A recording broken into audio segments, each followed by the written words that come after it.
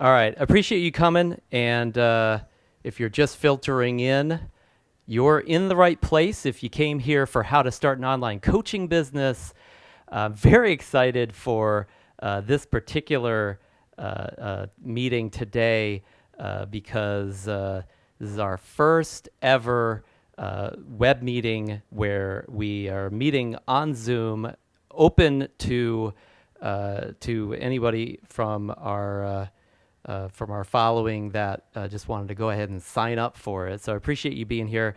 Welcome, Alan. Hey, Curtis. Good to see you again. And Linda and Michael and Rick, and of course, Coach Robert.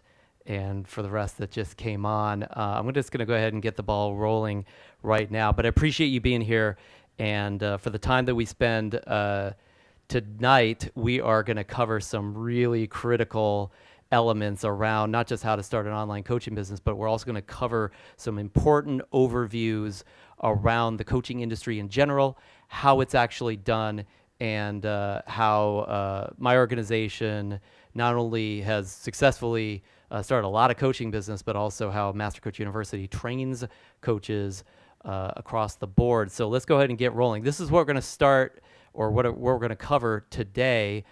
First of all, we're going to talk about certification, and we're going to talk about the ins and outs of certification and some of the misconceptions around it. And then also, we're going to cover how to get clients without it as well. Because, in fact, if you talk to ICF, which is really the governing body and the standard for credentialing around the world, within the world of professional coaching, they actually ask you to do this. They expect that you get clients without being certified.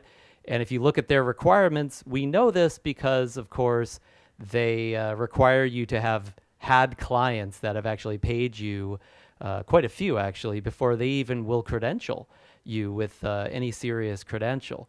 But we will also talk about some of the benefits of gaining credentialing and certifications as well.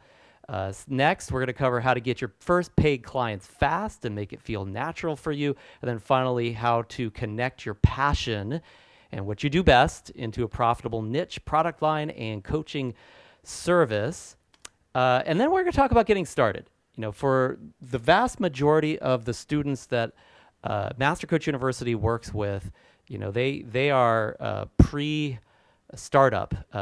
Now, some of them know coaching already, and they're trained as coaches, but they haven't started their businesses yet.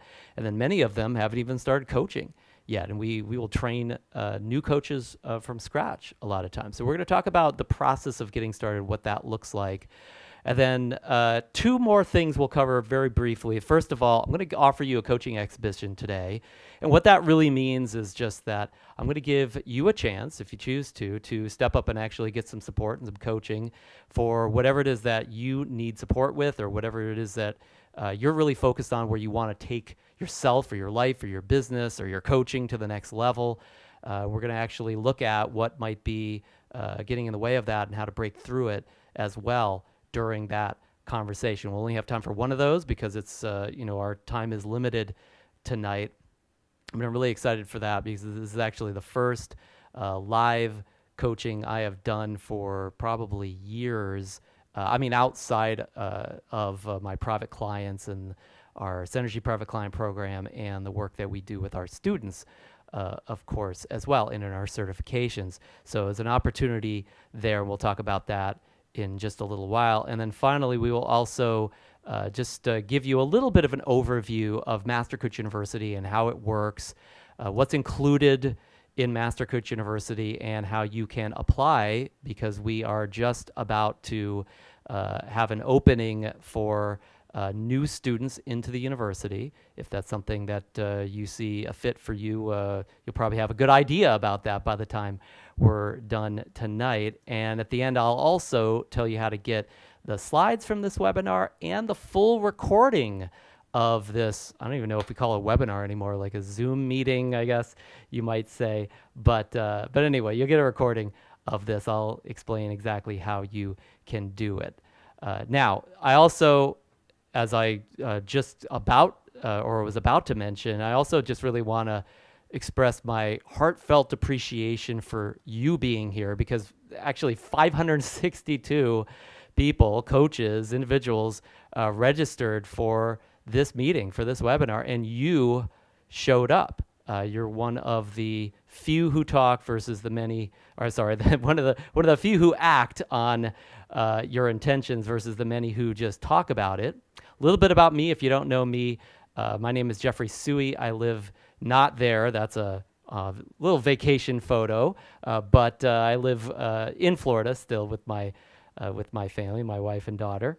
I've been in coaching for 21 years. A few of you actually were with me at the start of my coaching career. And over the last 20 odd years or so, these are just some of the clients that we've worked with. I've pretty much worked with every kind of client from every walk of Western life, including some of the Fortune 10, some of the largest companies on the planet, as well as just people that are individually looking for transformation in their life or their relationships or in their health or in their body or in their career and their finances, you name it. I've worked with clients and situations that would probably fit your idea of something that might go outside of the boundaries of what a coach might actually need to face. But these are just some of the corporate clients that myself and my team have worked with and teamed up with our enterprise partners with within their training organizations to help managers and executives and frontline employees in these types of organizations as well. So it's just a quick introduction. I'm just going to get right to the meat today. So let's talk about how to get clients without certification. So first of all, one of the issues that I find with many new coaches is that they get enthralled with this idea of getting certified. And it's not uncommon. And I can understand why. We'll talk about some of the valid reasons why you might be excited about that in just a couple minutes. But one of the things that cropped up very early on in the coaching industry, more than 2 decades ago, before I had even got started as a coach myself professionally, were organizations that would offer certifications to new coaches. And at the time, it was the Wild West. I mean, there really was no standardization at all. International Coach Federation didn't exist yet. And so, it was just a brand new thing. And so people just invented what coaching was out of the blue. In fact, if you still look at International Coach Federation and their standards for coaching, their what we might call the competencies that they've come up with that all coaches should have, they actually discovered and found those competencies through simply polling coaches from around the world. So the world of coaching, the skill sets and the competencies that really constitute what coaching is, actually really just came from the first coaches and the opinions and the practices that those people who called themselves coaches at the time came up with. That's it. So there's really no perfect definition of coaching. I mean, I have mine. I'm sure you might have yours. But what certifies somebody as a coach is, I'm not going to say it's arbitrary, but it has organically shown up over a period of decades just from opinions of people just like you and I who cared to help people and label the kind of help they gave, coaching, or label the role that they played in the life of the individual that they were coaching or the career of the individual that they were coaching. They labeled themselves as a coach. That's it. So what occurred after years and years of this is that new people who wanted to become coaches, and people who are new to the industry, saw that the coaches that they worked with or they were coached by or that they looked up to seemed to have a tremendous amount of authority and credibility, and they had this sense of, I want to be led by this individual. And so for a lot of people who are brand new to coaching, they don't feel that way starting out. They don't have that kind of confidence or that sense that, they could just coach anyone, anytime, anywhere, and really leave them completely blown away and turned around and transformed through the process, right? So the natural knee-jerk reaction is, I need to get a certification. And so there was this giant demand for certificates initially in the coaching industry. And of course, business tends to try to supply the demand that's out there in the marketplace. And so what happened is we ended up with these certification factories, basically organizations that regardless of what they were training you in and how effective their coaching methods actually were across the board on any client, they would offer a certification, and they got thousands and thousands of customers going after their certifications. And so ultimately, what they were most remunerated for was providing certificates. And so we saw these, what you might call certification factories, showing up. Basically, businesses that just pumped out certificates and not a whole lot more than that. And these organizations eventually started charging quite high tuitions, anywhere between $5,000 and $20,000. Some will charge less, some will charge even more. I've heard upwards of beyond $20,000 as well. And there's not necessarily any clients that these, first of all, people getting certified have to show for the certificate that they get. And second, a lot of times the certification factories that are providing these certificates, the people who are teaching this stuff, they don't have clients either. And so it's kind of like the blind leading the blind when it comes to at least the business side of the coaching business. So the big question we're asking here is, can you actually do this without being certified, without having some certificate? And the answer is absolutely. In fact, you need to, like I said, by ICF's own definition, because really when it comes down to it, certification is simply about two things. It's about confidence, and it's about, call it credibility, or authority might be another way of saying it. So let's start with confidence. And again, like a lot of times somebody who's brand new to coaching, they don't feel totally confident that they could really coach anyone, anytime, anywhere, and leave them just, again, totally transformed as a result. So they go to get a certification to build that confidence, right? But the bottom line is, confidence is really just a state of mind. You know, it doesn't come from any external source. Now, you may find yourself getting a certificate and then becoming confident because you believe in your mind that that certificate means you should be confident. That can happen. But we see just as many coaches who think that actually get their certificate and then have some other reason not to be confident, or lose confidence with a certain type of client over a period of time because they know they're not yet effective as a coach in that area. So state of mind is something that no certificate, no external like trophy can possibly give you forever. You must maintain it. You must create that state of mind. Even if you said it's because of the certificate, you're the one that decided that inside. So it's really, confidence is an inside game. Now, if we talk about credibility, well, there's a lot of ways to build credibility. I mean, a certificate's just one. You could prove your credibility with actual results that you produce for your clients. You can demonstrate it. I mean, if you actually run a free session with a brand new potential client and you demonstrate your ability to help them, they don't need to see your certificate then, because you've proved that you can actually support them through demonstrating it. Now, sometimes you might just do that with an individual and other people are watching and they can see, hey, since you can coach that individual, you can probably actually make a difference for me. So demonstration's another way. You could provide testimonials, or sometimes you'll get a referral from somebody who really believes in what you can provide. That's what we call social proof.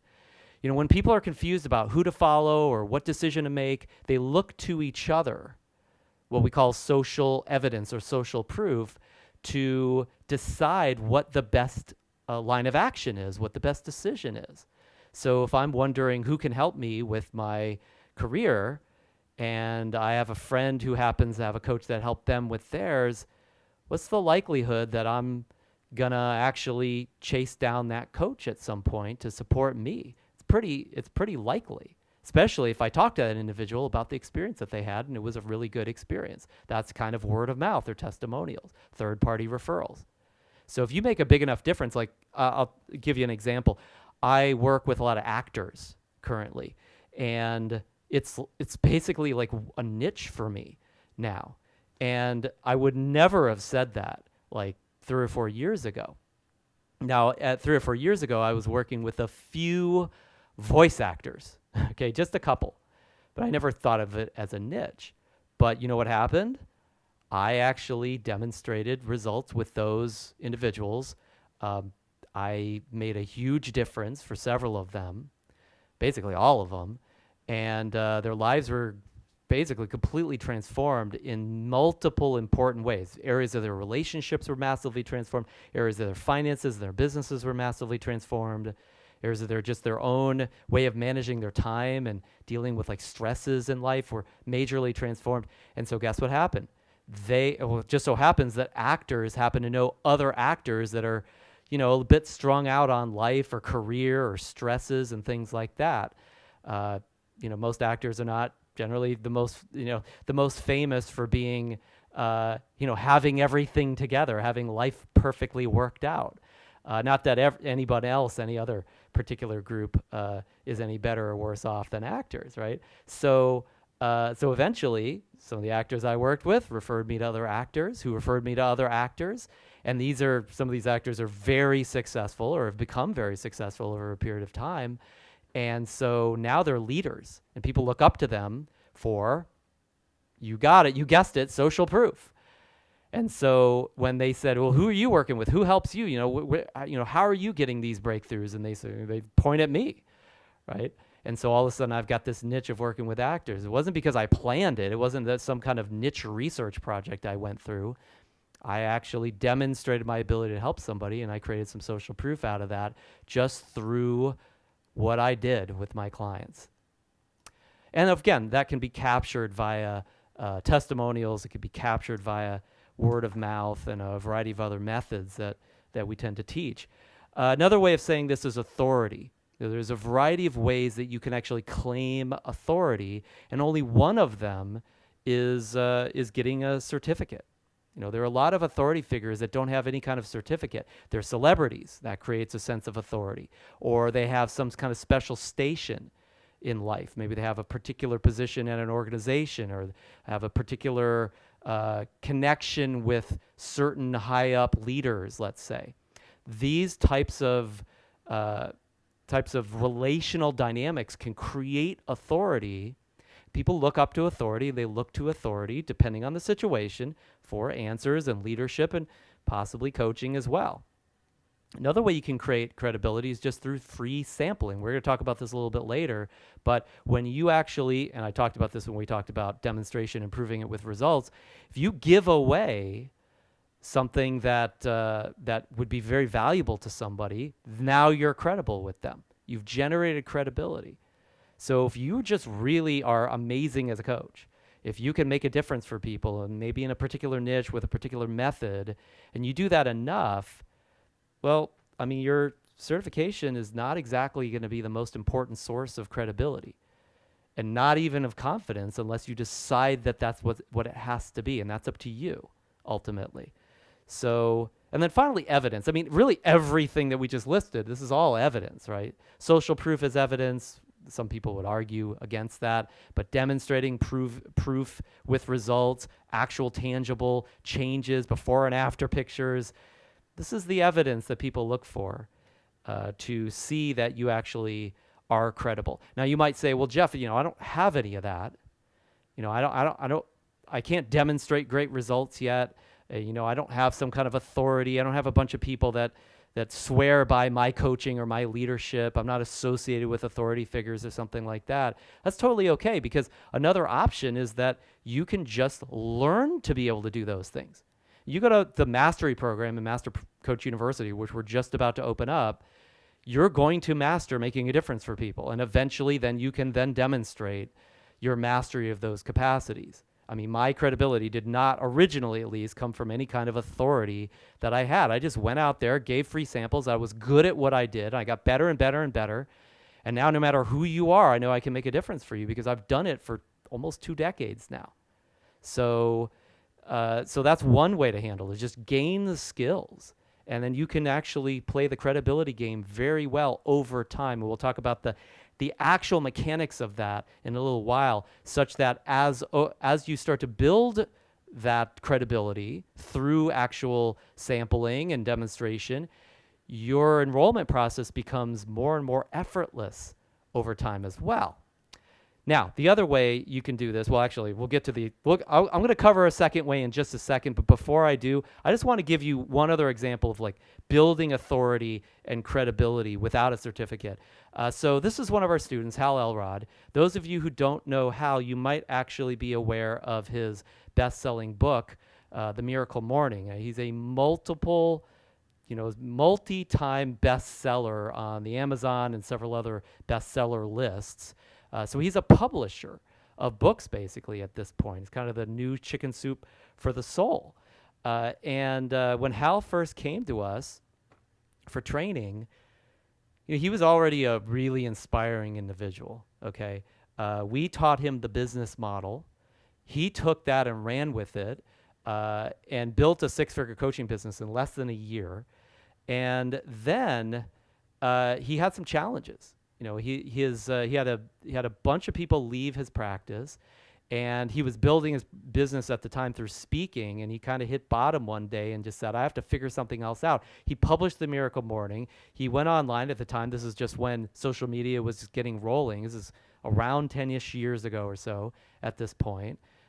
He had already been through training with us, but through building just a couple elements that were kind of accoutrements to the authority that he had built and was building as an author, he was able to generate 200,000 customers. Nobody's asking Hal for his certificate at this point. Now, we certified Hal, but he doesn't have like a credential from ICF anyway. And again, I doubt any of them are really that interested in the certification that we gave him at this point. Either. And then again, he's found other ways to build credibility, like through the authority figures that are actually some of his clients, like Robert Kiyosaki, who read his book and practices the Miracle Morning every day now. And so, people really follow Hal like crazy because they believe in him, not because of some piece of paper, not because I trained him, although he got tons of skills from us and learned a lot about the business, but because who they see him to be through the accoutrements of authority that he's built over time and the real results that he's been able to generate through these customers that this customer base that he's built over the years as well. Now, as I promised, I'm going to share the second way that you can create ongoing credibility. And this is the one that is probably the most default one for most new coaches, which is to, yes, actually get certified, actually gain a credential. Now, not all certifications are created equal, though. And so years ago, one of our students, his name is Alan, who had started the training standards for coaching within the U.S. HHS, basically U.S. government, right? And he built the coach training that they still use to this day. If you're in the U.S. government and you are learning coaching skills, and the U.S. government does teach that for their upper level management, people that are supposed to like run government organizations and teams as well, you're probably going to get training with Alan.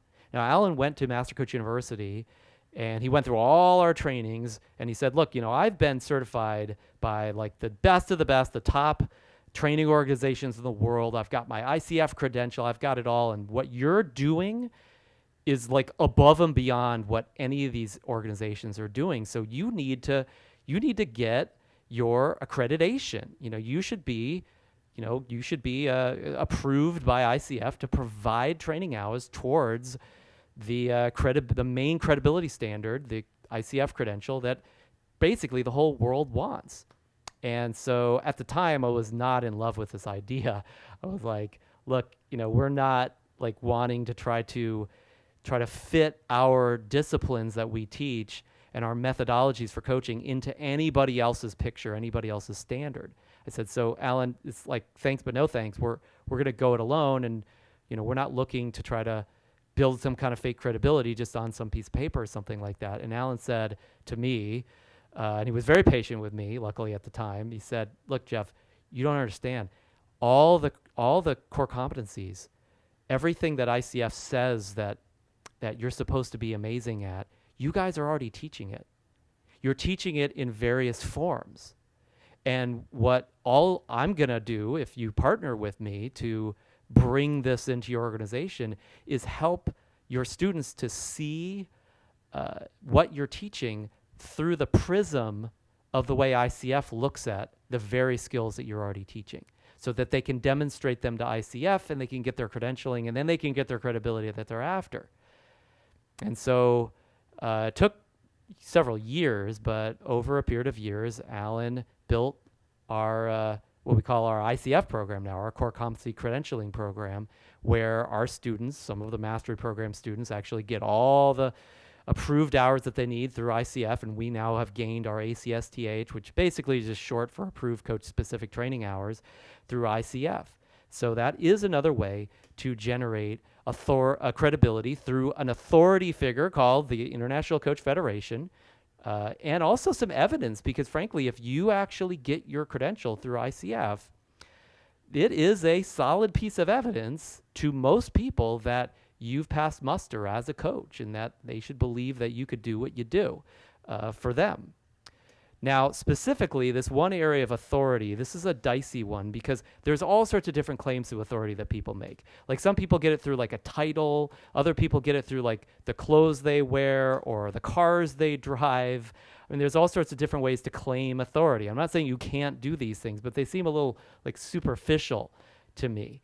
However, in the professional world, there is one signifying version of authority or signification of authority that almost all of us tend to at least respect, if not really believe in.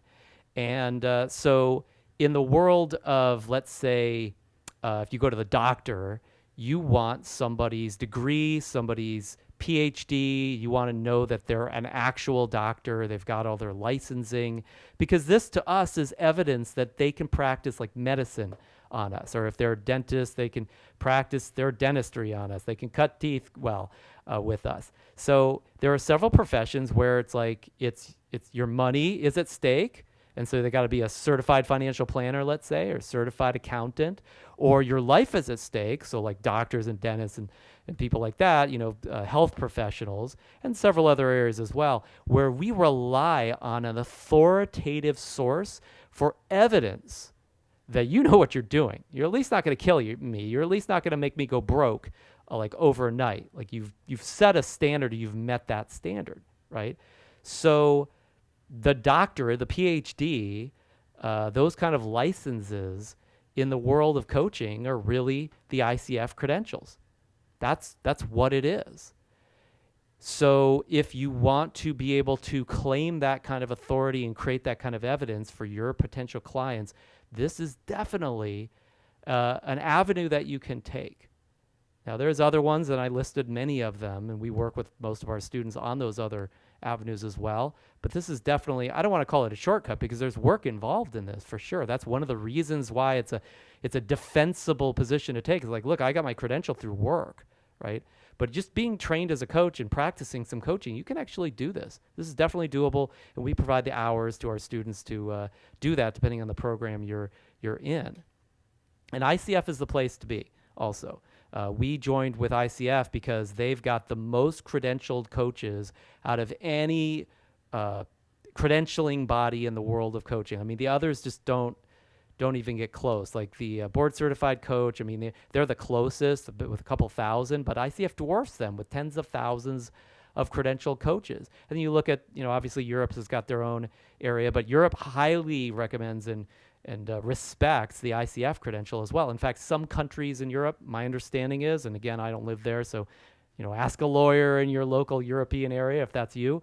But some countries actually expect you. That's actually, you're not legally allowed to coach in those countries without having an ICF credential or some similar credential. Now in the States, we're not like that. We're still the Wild West. But if you want to work with, for instance, Fortune 500 organizations, you want to coach their executives, almost always they expect you to have a credential of some sort. And usually that's the ICF credential. So many of them won't even talk to you if you don't have that. So, and there's benefits to this. I mean, like people will Google you and look for your certificate. It gives you instant authority with your audience, as we talked about just a second ago. And a lot of the higher paying clients are going to be looking for that claim to authority or that credibility base that you can show through just having a credential. So it's definitely it's a substantial way to do it. It is a valid way to approach generating credibility and authority if you choose to take that path, and that's one that makes sense to you. But it's the point I'm making here is it's not the only way by far. All right, let's talk about how to get the clients. Okay, we talked about the issues around certification around getting clients and the finer points with that. But I really want to make sure that we talk about the speed of this and make sure that this is natural for you as well. One of the biggest things that most new coaches are concerned about is like, okay, I coach people just naturally, just talking to them. But to get them to pay me, to get them to become a professional client that actually gives me money in exchange for that same conversation, like, I don't think that'd feel natural for me, and that seems like it would take forever for me to figure out how to do that. So I just want to like dispel the mysticism here and get to the reality of actually how to do this. So I'm going to explain this by backpedaling about 15 years to a time when I lived in Southern California and I was going to the mall. Now, it was a beautiful day. We were in one of those beautiful outside malls in Irvine. I think it was called the Spectrum Center. And myself and my girlfriend at the time, we were walking, looking at the shops, and then we smell this smell coming from this candy store. And it smells like, like freshly baked cookies or something like that. And we see somebody standing outside, with the apron on, and it was a place, I think it was called Rocky Mountain Chocolate Factory, right? And they were holding this plate full of candy, basically, like cookies and all sorts of yummy stuff. And so I looked at my girlfriend, she looks at me, and we're like, hey, let's go get some free samples, right? And so we walk up, we weren't even thinking about going to the store. We just walked up and grabbed some of the samples off the tray. We're like right in front of the store. So, and we eat a little bit, and it's like, oh, that's really good stuff. But we're right in front of the door now, and we just took for free some of this stuff that they're really trying to sell from this store. And so I can't remember whether it was just a sense of obligation or it was because we were actually more curious about what else they had. We went into the store, and this is kind of what it looked like. This is the inside of a Rocky Mountain Chocolate Factory. And so as we walked around the shop, guess what they had? They had free samples just sitting out. And so they had the chocolate covered pretzels, we got a free sample. They had the fudge, we got a free sample. And they had the popsicles or whatever, we got a free sample of that, right? So we're sitting here like just collecting these free samples. And some of the stuff was really good. It was surprisingly amazing. And we're thinking, well, I want more than what I just had. But I feel kind of guilty just like taking all the free samples, right? And of course, we can afford it. So we ended up buying like $20 worth of candy that day that we were not even planning on going into the candy store. And now, now we're out $20, right? And we're carrying all this junk food around with us, So, and, look, we were satisfied. We were very happy with the experience. It was fine. But it like looking back on it, I was a professional coach at the time, fairly successful. I thought to myself, that's what I do. Isn't that what I do? I mean, I give away a little bit of candy for free. I do what you might call free sampling. And then what happens is people like what they consumed, right? Or in this case, they like what they got. They like the breakthrough, the transformation that they got. And suddenly they want more. And of course, the natural thing when you want more and you've gotten a free sample is that you're probably going to need to purchase something. And so for my free sessions, I would offer them ongoing coaching with me for a fee. They'd select the level that made sense to them and they'd sign up for coaching. This happened hundreds and hundreds of times over the last 20 years. I mean, it's basically what pays my bills and takes care of my family. It's literally paying for the walls around me and the ceiling that's over my head right now. So it's no joke what that free sampling did for my business, my coaching business, and myself. And as soon as I started on my own as a professional coach. Originally, I started my work with Tony Robbins. I worked for him, so he just kind of gave me the clients to work with. But after I left, it's like nobody's giving me any clients, and so I gave free sample coaching sessions, and people signed up for coaching. All of a sudden, I was in business, right? Just the way that Rocky Mountain Chocolate Factory is in business on day one, as soon as they put out that free sample. Now, I don't have statistics on this or anything like that, but I'm sure you could check it out. The reason why, when you go to the grocery store, you go to Costco, you go to whatever shopping center, and people are like trying to give you free samples of consumable goods of some sort or demonstrate something that you can actually try out for a moment. It's because they know they triple, quadruple, quintuple their sales when they do it. And so my challenge for you, if you're just starting out, especially as a coach, but even if not, this is really the keys of the kingdom in the business, in my experience. Do 100 free sessions. Just give 100 free sample sessions. Just be generous. Don't even worry about, like, what am I going to charge, or is this going to work, or, how fast is this going to happen? Just do the sessions. Run as many of them as you can. Because as a result of that, you're going to get skilled as a coach, and you're going to get skilled in enrolling people if you have any intention of doing that. And I'll give an example. I talked to a brand new coach about a week or two ago.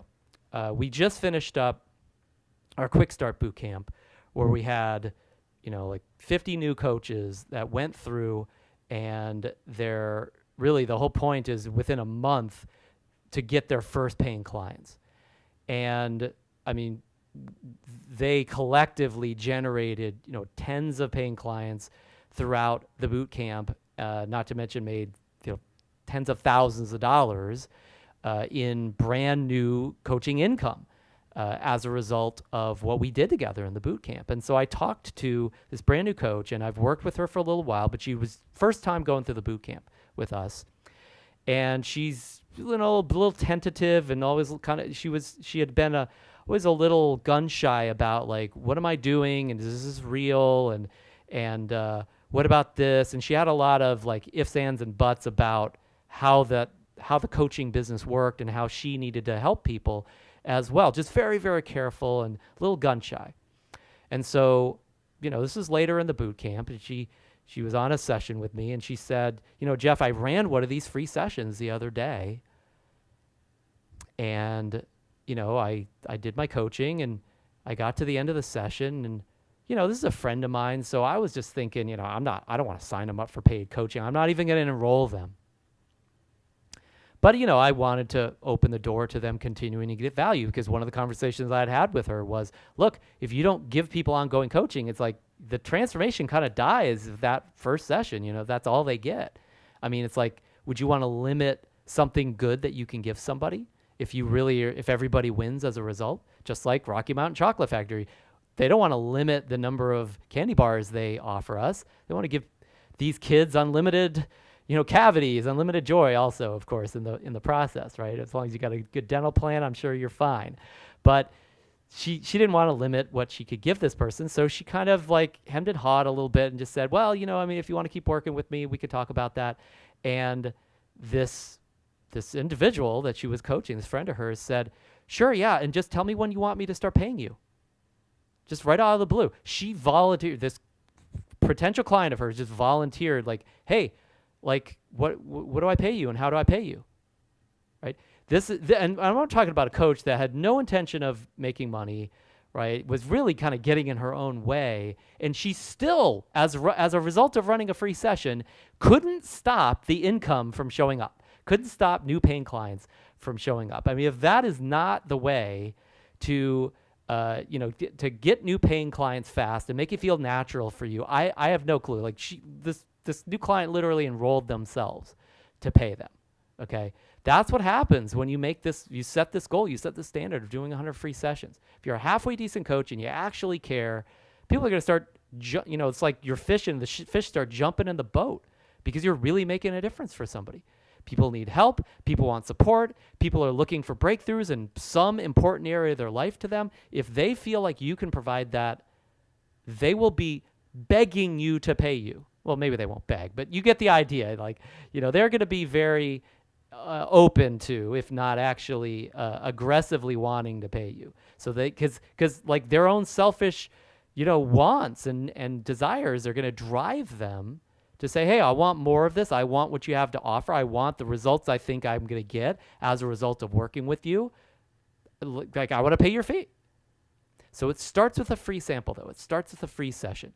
And there's all sorts of different ways to set free sessions. We're not going to get into the details here. We just don't have time. But, I mean, you can speak, do a webinar like this. They're obviously, with the state of affairs right now, public, like face-to-face speaking is a little bit curtailed, right? But, nowadays there are platforms that are virtual platforms of all different sorts on social media and out there in the world of the internet, where you could simply speak as long as you have, like I have, like a mic and a camera, no matter where you're at, as long as you got a halfway decent internet connection as well. So this is totally doable to generate tons of consultations, free sessions through a little bit of speaking, and it leverages your time like crazy. And as a speaker, you generate a certain amount of authority and credibility just because you're in front of a group, for that matter. That's social proof in and of itself. Another way to do this, and again, of course, these are kind of collapsing in on themselves right now, but as soon as the world opens up, there'll be, I'm sure, plenty of venues through which you can speak in public again. But, over the internet, there's plenty of opportunities, whether you want to speak in public or not. Last week, same boot camp, Quick Start Boot Camp, we were working with our clients or our students and our new coaches, and they asked a question. One of them asked a question like, if I'm an introvert, can I do this? And my associate dean was actually on the call with us, or on the meeting with us, Dr. Coiner, and she said, well, just so you know, I mean, I've run behavioral profiles on Jeffrey Suey, and he's more an introvert than an extrovert, and so they kind of use me as social proof there, I guess. But besides that, I said, look, I mean, the internet is not a great place for extroverts because they get impatient and they just want to go out there and talk to people, right? Like if you're an introvert, introverts own the internet. Some of the most successful coaches that have never been speaking or anything, they're just on the internet, are introverts. They're not big public speakers. They're not go-getters when it comes to going out there in the world and just giving everybody a hug.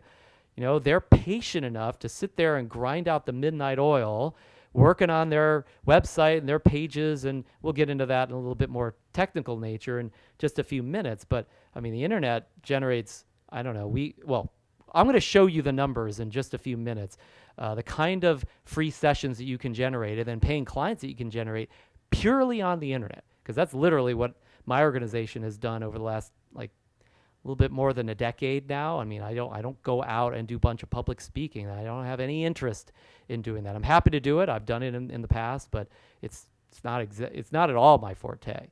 So that's it. I mean, this is how to make it feel natural. This is how to get your first paying clients. You run the free sessions and then use some of these levers that we just talked about. There's others, but speaking and internet are definitely two huge levers. And really, literally, you're giving away a free sample. It's not that hard to have people take you up on that if they see you as a source of any kind of support, any kind of knowledge, any kind of transformation, any kind of expertise at all. Okay, let's move on to how to connect your passion and what you do best into a profitable niche, product line, and coaching service. So this conversation around passion it's kind of a dicey one, because nowadays people a lot of times will say, the key to passion is not doing something that you love or like enjoying what you do. It's all about finding something that's not really that much fun and then like making yourself like it because it makes you a lot of money, or because it gives you a lot of authority, gives you station and status, right? And I'll just tell you, like, I really do not think that is the only way to do a passion. All right. Now, some people, that's fine if that's what they're after. I do see there's plenty of successful people that live a life where they did something that they didn't really care about, that they really weren't authentically passionate about, but they became excited about it because of the money it made them. They ended up kind of getting addicted to it because People kind of worship them because they were at the top of their heap in their particular industry. It's kind of I don't want to say it's an accidental way to create a passion, but kind of stumbling into a passion because of what it gives you, not because you naturally and authentically and organically have a passion for it. I also see a lot of problems associated with that. I see a lot of people ending up with golden handcuffs or being scared to walk away from something that they don't really love and that they're stressed about or they're unhappy with or is boring to them now or that they've just had enough of because of what that gives them. Again, the money or the status or the power or the station or whatever. And so I think it's easy to get stuck in one of those areas and then never get out, not because you couldn't, but because you're too fat and happy, so to speak. You're too addicted to that particular walk of life. And then you're almost precluded just by that fear and that uncertainty, by the chasm that stands before you. You're almost precluded from actually going and doing something you're truly authentically passionate about. Now, I've seen people make that switch. I've supported them in making that transition, but those transitions are some of the most challenging moves that somebody can make. Now, if you don't have that yet, you have the opportunity to actually create a passion out of something that you already love, that you already feel feel like is authentically or organically, like really where you belong, really who you are, really what makes you special, or what you are the most called to actually experience in your life. And so how do you do that is really the question I want to answer here today, because it's totally possible, way more possible than probably ever before in human history. Especially, obviously, for other obvious reasons, because of the kind of attention we can garner through our passions and that we could share with others that we might not usually meet had we not had this connectivity that we have available to us now. So the first step I would offer you is externalize it. You can't just have a passion inside. You might have something you're really like, I really enjoyed that one time that I did that, or I could see myself doing this thing, inside my mind's eye, right? But you got to externalize it. And what I mean by that, just so I'm clear, is that you've got to find an activity that you can do that actually allows you to demonstrate, to express, to do your passion in some way. You got to externalize it. If you don't externalize it, it just ends up being this like the picture here. It's like a cloud. It's like a cloud of dust. It's like you can't really grab it. You can't do anything with it.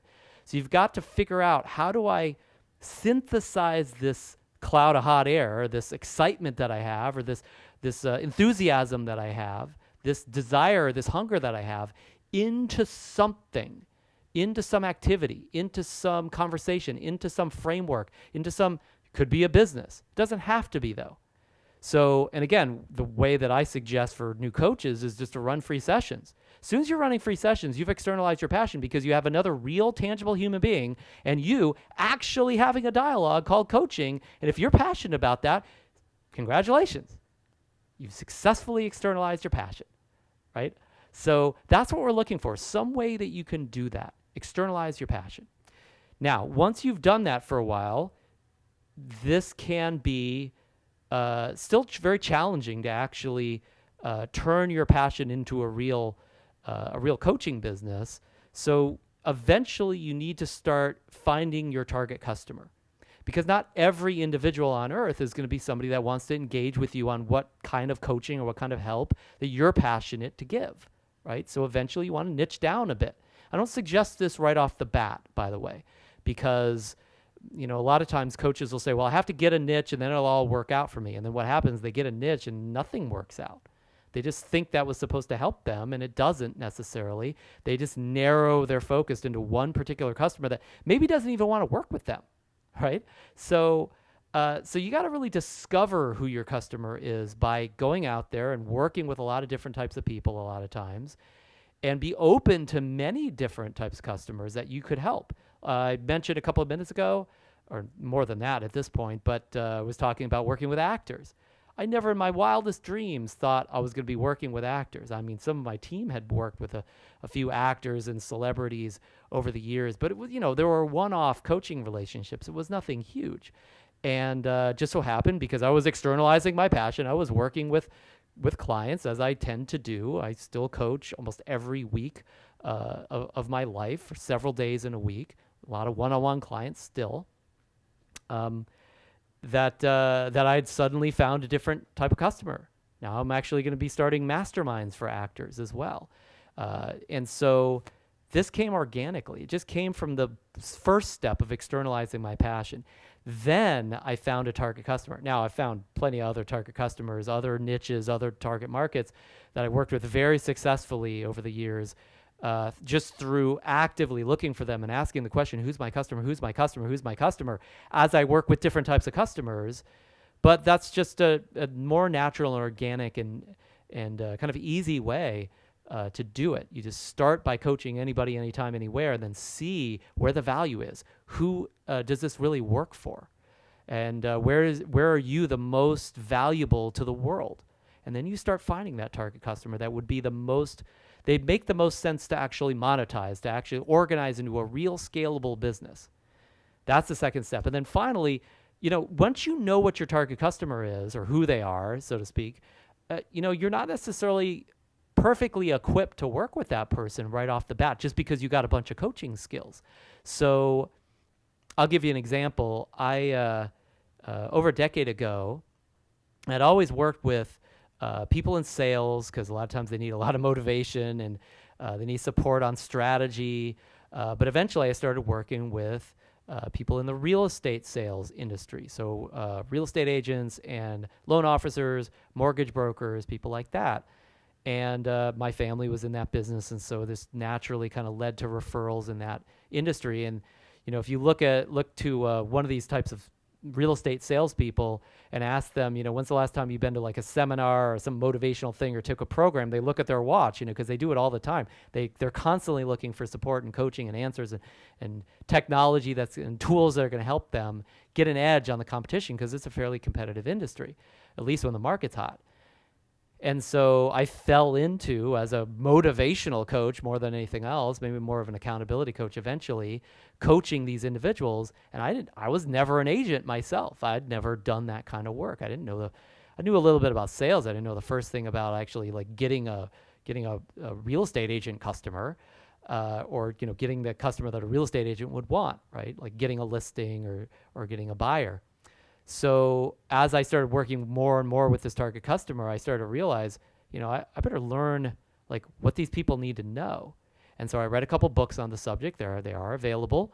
And then I went to a couple seminars and actually partnered with some training organizations that work with that customer. Curtis and I were actually working with a fairly large training organization for several years, where they did nothing but coach real estate agents, right? I learned a lot from that organization over time. And eventually, over a period of a couple years, I became an expert in what my clients and customers were actually supposed to be doing themselves. I was more an expert than they were, and I had never done it before. I just learned it by being around the trainings and learning the information. Now, that may not be the perfect niche for me. It probably wasn't, but I learned everything I needed to learn, and I could, even to this day, I could still help an agent or a mortgage broker get more customers and expand their business and, get to six figures more easily than ever before in my life, because I learned so much in that industry. So these are the steps. I mean, it's not that complicated. It's 3 steps. Externalize that passion. Find something you can do.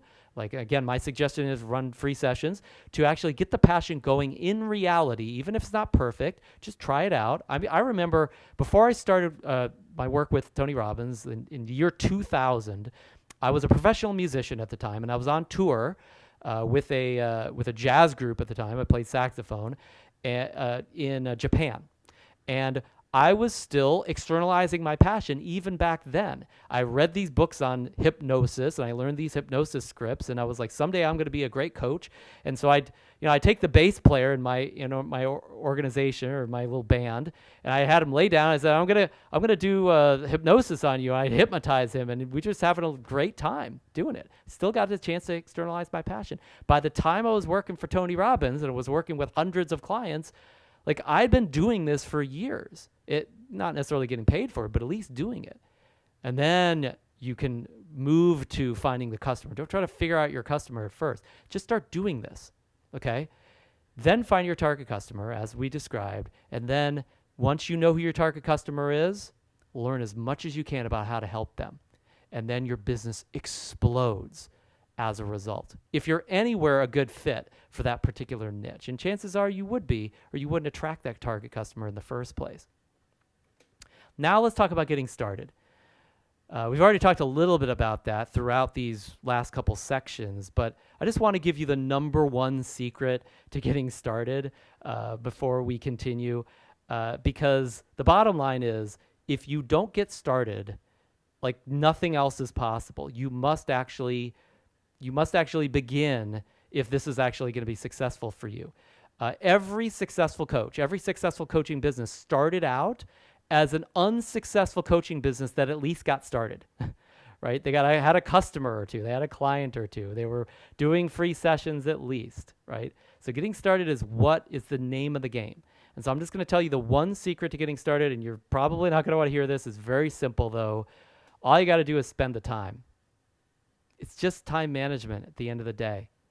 If you were to just follow through on what I just shared with you in the last 20 minutes, you spend the time doing that stuff, you're started. I mean, you could be started in a couple weeks. It's just a matter of spending the time.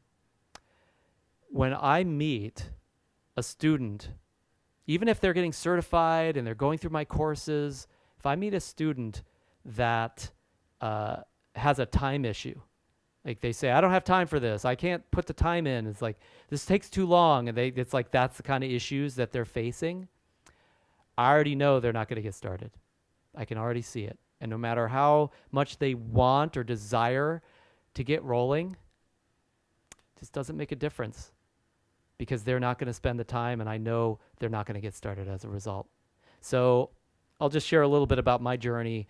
I started out after I had left the Tony Robbins organization, working for his clients and all the people who attended his seminars. I started out after having some real low points in my life. I'd gone through an abusive relationship, and I'd tried to start a business that's outside of the coaching industry that had nothing to do with my passions. It was totally stressful, and it was basically, I was putting myself through hell. And I just kind of like escaped from that life, and I checked into this trailer that I was renting on somebody's property up in the hills in Vista, California.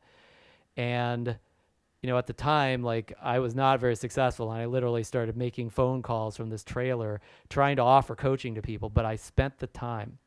Every day or so, I'd put an hour or so in, picking up the phone, trying to run free sessions, and I literally ran free sessions inside that trailer that you see kind of tiny on your screen right now. And after a couple of months, I started getting some paying clients. I started paying my rent with my coaching fees that I was charging people. And I'd suddenly been started. I'd started my coaching journey. I moved out of that trailer a couple months later into an apartment with some friends in Mission Valley, California, kind of overlooking the freeway in the valley, in what we call Mission Valley in San Diego. And a couple months after that, I was making so much money, I was doing so well as a coach, that I moved into a high-rise in downtown San Diego overlooking the bay. And I was like, this is my dream place to live, as a bachelor at least at the time. Living in the suburbia now. But at the time, it was like, wow, look what I've accomplished. And I did this doing my dream. It was an amazing time in my life. Now, that's not to say it was a perfect time. It was a bit stressful. I was figuring out still how to get clients and how to make money. But after I started to find some really amazing levers for generating clients, I started making a really large amount of money on a regular basis. And I really did it through speaking and seminars and workshops at first. And as a result of that and some partnerships that my organization put together, we eventually hired a team of coaches, because we had thousands of clients we were working with at the time. And there was no way I could handle all of those clients, at least one-on-one, by myself. So we hired a team. And very quickly after that, we started combining certain levels of consulting with coaching, and we were making some months we were making $30,000 plus just in 1 month in our coaching business as a result of these kind of approaches to the business. And so, I thought I had made it. I was traveling all around the world, taking 1 month vacations. I mean, I was like living high on the hog at the time. It was, to be fair, overly confident about what was possible in my business at the time because I looked at the money. I said, hey, the money talks, right? And then this was right around 2008. And it just so happened that all our partnerships and all of our seminars and the speaking that I was doing, the workshops and everything that was the basis of our business, not everything, but most everything. I wasn't completely niched at the time. About 3/4 of our business was in the real estate industry, as I mentioned just a second ago. And so sometimes a business gets to the point where they're overspending and then they hit a cliff and all of a sudden they lose a certain amount of customers, a certain amount of revenue, and then they very quickly go to zero. And that's exactly what happened to me. I went broke and into debt very, very quickly. And this was around 2008, 2009, because all our customers were going broke themselves and nobody could afford what they felt at the time was a luxury, was coaching basically. And so at the time, luckily I had a couple clients that were educated on this new thing, this new way to get customers called the internet. It was very new at the time still. And some early internet marketers that I was mentoring invited me to learn what they did. And so I learned a lot around that time. And of course, I was very motivated at the time as well, trying to turn things around because I was broke, trying to figure out how to make ends meet. But I spent the time, again, to make a pivot in my business. I didn't just quit and say, forget it. I put the time in to generating what I call an internet coaching client machine, an internet business that generates coaching clients for you. And so I actually took one of my last vacations, with my last dime. This is a picture I took on the beach. Went to, I think this was somewhere in the Caribbean. And I said, I'm going to take everything I learned about these internet coaching client machines that I've learned about, and I'm going to actually implement this stuff. And over a period of about a year or so, I began to get things started online. I started putting my content out there, and I started generating leads. And I got my first paying client in about 6 months of being online. The only reason that was able to happen was a little bit of patience on my part. We'll talk about a little bit about that when we talk about internet in a little while. But the other reason, frankly, was just I spent the time I needed to spend. I put the hours in. You put the hours in, you're going to get an ROI from that. Even if it's not perfect success, which that wasn't at the time, you learn a lot just from actually doing the work. Somebody a lot of times will ask me, how do I get good at this? How do I get good at coaching? How do I get good at internet marketing? How do I get good at selling my services? How do I get good at running free sessions or getting clients? I say, you go do that. If you go do a lot of internet marketing, you get good at internet marketing. If you go do a lot of free sessions, you get good at free sessions. Now, yes, you want to learn some knowledge along the way, get some training, get some skills. There's no doubt. But the way you get good is you go get good. The way you get good is you go do it. You spend the time.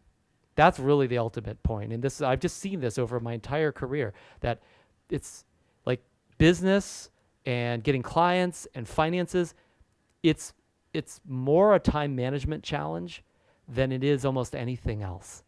It's just, I can't simplify it any more than that. And so what I found over the next couple of years was my business exploded again, but this was a business that was so passive that I really got to travel around the world. I had turned my coaching business into like a passive income generating machine, and I was on every continent known to man other than Antarctica. And I came close. If you look at that picture that's in the right-hand corner, that's probably about 20 nautical miles off of Antarctica. That we were when we were rounding Cape Horn on a cruise. So my business was not completely running itself, but I could take a month-long kind of working vacation and not really have to do much. Maybe run a couple coaching sessions, and my business will still pay for my bills. It was a beautiful thing, and it's interesting that when we started teaching our students the same strategies, no matter what walk of life they came from, no matter what their station was, they suddenly started getting similar kinds of results. And this was from 2012. The New York Times actually did a write-up on our students, the students of Master Coach University, but they were kind of looking at an angle. Some of you have heard this before. Is like this, the angle they were looking for was like these young coaches that don't know crap, are coaching people twice their age and making all this money doing it, and or like just they're not very successful. They're just kind of struggling, and yet all the coaches that they interviewed, who happened to be our students, that were they were like in their 20s at the time, they were all making a gigantic difference for people and making tons of money, and they were doing quite well. And so it was kind of a surprising thing. They ended up having to show the successes that these students of ours were having and the difference that they were making in the world, and their less than positive spin that they were trying to put on this article was kind of shortchanged as a result of the kind of achievements that our students were getting with the same exact method that I just talked about from what I had experienced myself. I'll just give you one example. This is one of our students, Sean Stewart, that was written up in the New York Times in that 2012 article. Does a life coach need a life first? Was their title of the article. He's the only student of ours that was not successful at the time that they wrote the article up. So they talked about in the article how he didn't have clients and how he was struggling, and so he read the article and he called me the next day and he said, Jeff, I'm never going to live this down. Look at the story they wrote about me. It's like, now I'm going to have this reputation for being this loser coach. How the heck am I going to get through this? And I said, Sean, they just wrote the beginning of your story, but you get to write the end. Like this is just a starting point for you. And only you can decide your ultimate destiny. Only you and your actions are going to divine like where that story goes. And then we can look back on this if you really choose to spend the time and do what it takes to expand your business and really become successful. You can look back at that article and tell people who are really struggling at the time where you started with proof in the article, in this New York Times article. And over the next couple years, he did exactly that. Sean started out as a screenwriter. And of course, as I mentioned, the New York Times kind of exposed him as a struggling coach. And all he did, I'm telling you, this is actually maybe a little bit of an oversimplification. He mastered running free sessions. And as a result of that one strategy that we talked about a little while ago, he called me up one day. This is years ago, because again, he started years ago. And he said, Jeff, I just had my first $10,000 month. I talked to him 6 months later. He had several more of those since that point where he had to have that breakthrough. And he's had tons. I think it's more of the standard month for him now and above and beyond that. Really as a result of mastering free sessions and a few other strategies that kind of surround that in what we call our PIES strategy. And I'm not going to get into that right now. We don't have time for it. But hopefully you get the idea here. Sean spent the time. He didn't stop just because there was a letdown for him. He spent the time. So spend the time. Do those 100 free sessions and get rolling online now. The earlier you get rolling online, because it takes a little bit of time to actually have the online part of your coaching business actually gain some momentum and get trained in this stuff. Like learn the marketing process, learn the sale, the coaching, the process that coaches need to go through to actually make a sale. And then learn coaching. One of the big X factors for a lot of our students is not that they're some amazing salesperson or they're better at marketing than somebody else. It's that they genuinely cause transformation everywhere they go. And because they've gone through our mastery program, they've mastered the process of actually coaching, transforming lives, making a difference, helping people to go to the next level, get breakthroughs. A lot of coaches, really certified or not, they don't ever master that. So they're busy trying to convince people that they're good at something that maybe they're not as good as they claim to be. And people have such a good BS meter nowadays. It's easy to see through those. Some people, can be fooled. There's no doubt, but it's easier and easier nowadays to see through the kind of the kind of fakery that a lot of these, the smoke and mirrors that a lot of marketing and sales gurus try to teach people, who don't really add a lot of value to people's lives just yet. We're going to talk about the mechanics of how to combine the best of both worlds in just a little while. We talk about how we work with our students in the university. So we'll get to that in a second.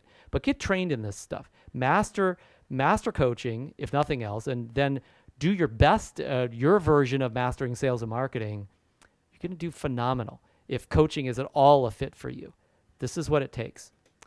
So there are really 3 steps to start specifically online. I want to give you these keys. The first one is you got to get some traffic. Now, traffic is not that hard to get.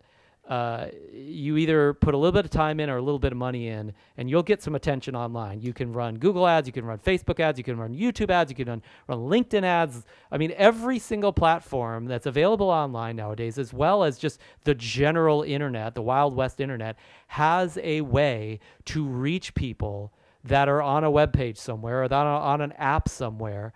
I mean, I can reach you when you're playing your latest iPhone video game nowadays, if I really want to. So people can be reached anywhere for a fairly small budgeted fee. And then second, another way to do this without spending really any serious money is get a content strategy together. Now, there's several different content strategies. Some you actually will pay to get people to see your content, utilizing them as kind of ad platform mechanisms. There are ways to utilize content kind of over social media, like just put something on Facebook, put something on LinkedIn. LinkedIn is a phenomenal organic content place to put out your organic content now to at least professionals. But then the third platform would be search. And there are several search platforms out there. There's Google, there's YouTube, is the second largest. And nowadays there's others, like Amazon is a huge search platform for like books and other content sources. Videos, documentaries are searched on Amazon as well. So find these search platforms and find out how can I put content positioned against that search platform. So if I want to put content positioned against like the Google search, I can just start a blog, which is something that we get hundreds of hits on every day for free. Basically, I don't pay a dime for that. And they hit our blog from Google. They just search a keyword on Google. They search for some information. We happen to have written something about that information. They hit our blog. All of a sudden, they're a customer of ours. You can do the same on, like I said, YouTube and Amazon, etc., depending on the kind of content that you want to make. So whether it's just organic content over social media, paid content, like where you actually pay for people to see it, or more organically searched content where people are typing something in and you happen to be the best answer for their question. These are ways that are really not that hard to figure out. You can learn these in less than a day, sometimes less than about 30 minutes, depending on the platform you're using and the approach that you want to take. And then all of a sudden you got traffic. You got people coming to your website. People build websites thinking that that's all they need. And it's like the website is not the key. The key is the traffic. So build it and they will come does not exist on the internet, right? You set up some website, nobody's going to be there. Nobody's going to go there. But if you set up these content platforms or paid ads, you could drive as much traffic and many eyeballs to that website as you could ever imagine, you could ever want. I can promise you that. And you need to get a decent amount of attention to your sites if you're going to generate the second step called capturing leads. So let's say you do this. You put some content out there. You got a following on YouTube or Facebook or something, and then you drive some traffic to your website through some kind of offer or something, and people hit your site. Well, you got to capture that lead. You can't just let them come and go from your website, or else you don't have any way to actually draw attention to you beyond that initial momentary date. You know, if you want to get married, you got to go on more than one date, right? So you got to capture leads. And the way you capture leads is something that has been around for more than a decade now. It was developed by some of my original mentors in the internet marketing space, called squeeze pages. Now, there are a lot of versions of this nowadays, and I won't get into the finer points of this because we don't have time. But This is the ultimate page that you need to have somewhere on your website that you could drive traffic to, that actually allows people really only to do one thing. It makes them an offer. They got to click the little button, and then they actually give their email or their number or both. And probably one of the reasons why we're talking right now and I literally have your attention is because you went on to one of my squeeze pages. And this is what literally I've been doing, and I'm sure I probably need to upgrade some aspects of it for more than a decade, and it continues to get hundreds and thousands of leads over time. Now, let me ask you this. If you're a coach and you need like 10 or 20 clients paying you a couple $100 a month to make a startup income, I mean, what could you do with 1,000 leads? What would be possible if you could generate, like we did, a couple hundred leads in the last 3 weeks? Like, do you think you could find a couple clients out of that if you were willing to call them and talk to them and really add a lot of value to them? And you think through that haystack of people, you could find a few people that really need your help and want your support and will actually have the money to pay for it? I can tell you, in my experience, anytime I want to get a client, as long as I have an email list where I've captured enough leads, you can always get another client.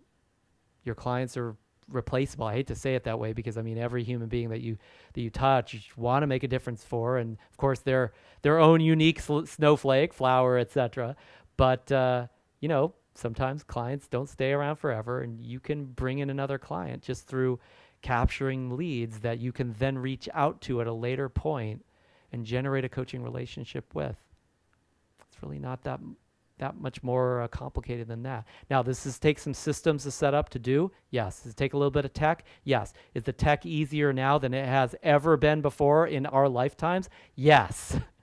Absolutely. Because the tools that allow you to set up a page like this or set up like what we talk about in step 3, an email autoresponder, an autoresponder database where you actually contact and become friends with those leads that you've now generated. Like these businesses that built the tools, it behooves them to make it easy for you. Like ease of use is one of the main competitive advantages that these organizations have, right? So they're constantly making these tools easier and easier and easier. So, the first people that were great internet marketers or got a bunch of coaching clients online were like geniuses when it came to like online code and programming and all this heavy duty IT stuff, right? But over time, the need for that skill started to decrease and decrease and decrease. And so those people that were like their skill set was like maybe a little bit lower. I guess I should position it like this. There was a little bit lower.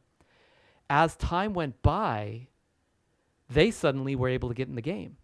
So you might be a complete idiot when it comes to tech, but that's okay because these technologies are now becoming idiot proof. They really are. And so, yes, you need some tools. Yes, this is a real business. You're going to need infrastructure here. But it's not about the tech anymore. It's just not. Now, are there days where I get a little confused about what code to put in where and stuff like that still? Sure, I do. And sometimes I need to outsource something to a team member who knows this stuff a little bit better. But not very often anymore. I can pretty much DIY it.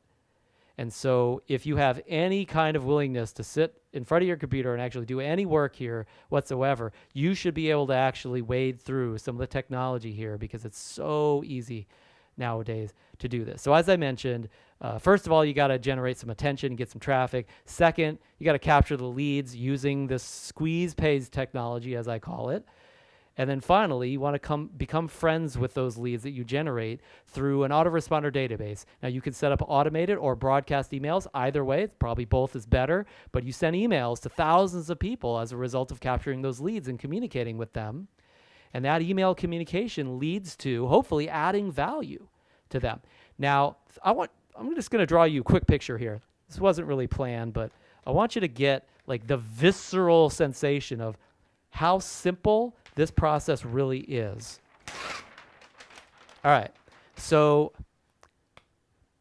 think of your client like some of you, this might date me, but if anybody remembers like the Jerry Lewis telethons, when many of us were young or younger at least, some of you are, or Never saw any of that. But what they would do is they would be raising money for a good cause, and they would do this entertainment. And every couple hours, they would look at the board, and they would have this big like thermometer, right?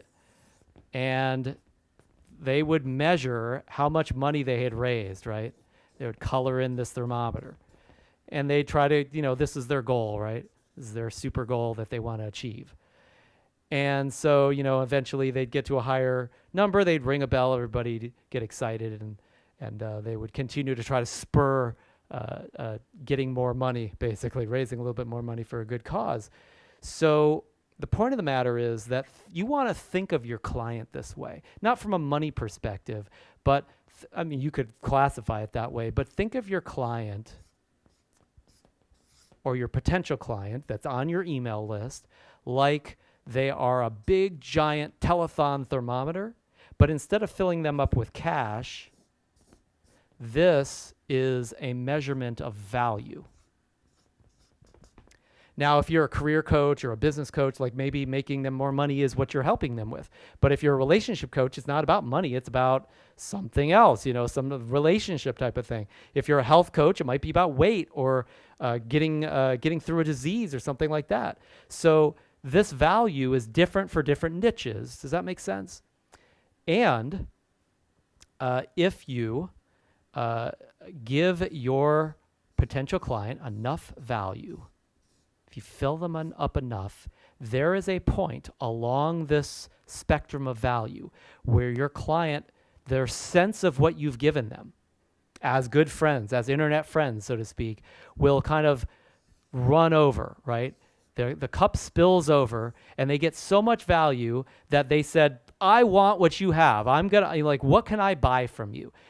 Literally, like the first, that 6-month client, that first client I got from the internet, like I didn't have any design on it. I didn't have like sales process, some fancy promotion or anything. I didn't have anything. I just had this database of clients that I was trying to email and help. And then one day they just emailed me back and they said, hey, can I buy something from you? I mean, in so many words, right? This is what had happened. They were out there and they just said, this person's helping me so much already for free. Like, gosh, I got to sign up for their stuff because it's got to be even better. And so that's the point of kind of becoming friends. You're not just becoming friendly with them. You're becoming a true friend by giving to them selflessly. And as you do that, eventually, not everybody, some of these people are, always going to freeload a little bit and just get the free stuff, and that's okay. But if you got a couple thousand on your list, you don't need a high percentage of people that are really aggressively looking to hire you to actually turn your potential clients into real business clients, people that'll actually pay you money. So those are the steps. If you were to walk away now, you're going to walk away thinking, well, gosh, I just got to run free sessions. I just spend the time. I just do these 3 steps online and it's all going to work out. And I want to give you a warning here because this is where things, there could be a misconception. Because I've been talking about how easy, this is and this is and this is. And the truth is it's relatively easy for any educated individual to do these things that I'm discussing. However, without these 2 skills, it still doesn't work. And so, yes, it is easy to set up from free sessions and run them. Yes, it is easy to get some attention online. Yes, it is easy to set up an email list. It is. It really is not hard. But without these 2 skills, you're not going to generate clients from that process. And so even if you're doing those things so easily, it will seem hard because you're not getting the result that you want. And it's not because it's hard to get the result that you want, it's because it's literally impossible to get the results you want without these 2 skills. So there's 2 skills that you must learn, at least learn. And I would recommend that if you're really serious about making a living out of this, making your life like a lifetime occupation out of your coaching or your coaching business, your coaching practice, you really want to commit to mastering these 2 skills. So the first skill is coaching skills. What do you think you're doing when you're getting the attention online? What do you think you're doing when you're running those free sessions, when you're signing people up for coaching? What do you think you're doing when you're actually adding value to these potential clients through email? That's right, you're coaching. I get together with my team and we coach And then that becomes an email that I send out to you. I will do a coaching session, record that, and then publish it, and then people watch that coaching session from all around the world, and that becomes the attention. That's the first step in the internet process of actually getting attention. When I'm running a free session, I don't run free sessions anymore, but like when my staff is running free sessions or some of our students are running free sessions, they're coaching, right? They're giving a free sample of their actual coaching. They're not just manipulating somebody. They're not just like doing salesmanship tricks. They're actually adding value to that individual. Like that's the X factor, right? So how are you going to do that effectively without the coaching skills? The answer is you're not. Now, again, like I said, some people can be fooled. You could use smoke and mirrors tactics. You could do all sorts of other things to try to negotiate your way through getting a few clients. But I mean, you're not going to make a living doing it very well. Okay. So coaching skills for those that really want to be able to sleep at night and don't just want to like bait and switch people and just take, which most coaches aren't interested in that. That's not what they're about. Coaching skills are where it's at. And I could just tell you as a relatively, again, I know some of the top internet marketers and direct response marketers on the planet, relatively weak salesperson, relatively weak marketer, like my coaching skills for years and years made up for those items being a major missing piece. Because when I could just flat deliver for somebody, and I could do that on command, anytime, anywhere, for anyone, and make sure that they were completely transformed, or had an amazing breakthrough, and had the most value that they'd had in any conversation they've had in their life, or at least recently, at least on that subject, or that area that they were dealing with or wrestling with in their life. Like I could do a bad job with the rest of it and actually get away with a business that paid me quite handsomely. So this is a huge missing piece. I hate to say it, even for most coaches, which is exactly why I put together the mastery program that we'll talk about a little bit later tonight, because like I know some coaches are really just passionate to master coaching. And I also know some coaches, even if they're not passionate to master it, they better master it, or else they're going to be struggling for the rest of their life in an area that they really want to spend their time in, that they really want to be focused on. So you gotta learn these coaching skills, if not master them, and find a way to do it. And it's going to take some hours. It's going to take some, speaking of time, it's going to take some time, but learn these skills, learn coaching skills, and really become phenomenal at it. It's one of the areas. And by the way, it's just fulfilling to do it too. It's just fun when you have these kind of skills, because you get some freedom and some choice in the matter of like how these conversations turn into real breakthroughs and real tangible results for your clients. I mean, the juice of that'll get you. You'll never want to give that up. But you got to learn these coaching skills. And then second skill to learn is, and this is kind of the obvious one we've been talking about throughout this conversation so far, is business skills. Right? You really want to get the business skills here. Now, that doesn't mean that you may be a master of marketing or a master of sales or a master of some other aspect of your business. But I'll tell you, just in my experience and from what I've seen from our students and their successes, most of the time, business skills they're not that, like, it's not rocket science to learn business. It's a lot of common sense. That's true. And not a lot of people have it seems.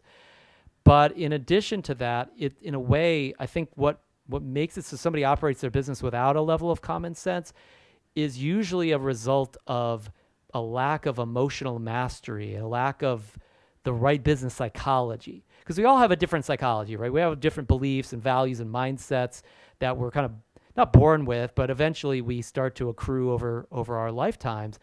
And frankly, like 9 out of 10 people, like the mindset that they have is not made for business. It's just not a business set of beliefs. It's not business values. It's not somebody that could really run a business successfully, not because they don't have the skills, not because they couldn't understand the math, not because they couldn't do a little bit of marketing or make a sale, but because the way that they look at the world, so to speak, the way they look at business, the way they look at money, the way they look at those things, just sets them up to make decisions that are not exactly the best. And so there's a lack of skill that's demonstrated there. So one way to get business skills is just learn what skills you need. But another way to get business skills is, beyond good common sense, to develop the psychology of a business owner to kind of program yourself with those thoughts and mindsets, not because that's what you love to think necessarily. You can have your own psychology back anytime you want. But when it's time to run the business, you kind of put your business owner hat on. You do the right business things. You make the right business moves. And by the way, it is possible. And this might fly in the face of some beliefs that some may have who's listening to this, but you can actually run your business well and still help people and still make a difference in the world. In fact, you probably help more people. Now, a lot of times people like vilify business and vilify business owners, and that's true. Like, hey, people can get greedy. People can make bad decisions. People can hurt other people. Like, it does happen in life, right? So we don't want to say that that's not possible at all, or put these people on a pedestal. But a lot of the times, businesses and business owners are making a huge difference for more people than almost anybody else around them. So one of the reasons why they tend to gravitate to the station that they're at. Not perfect people by far, right?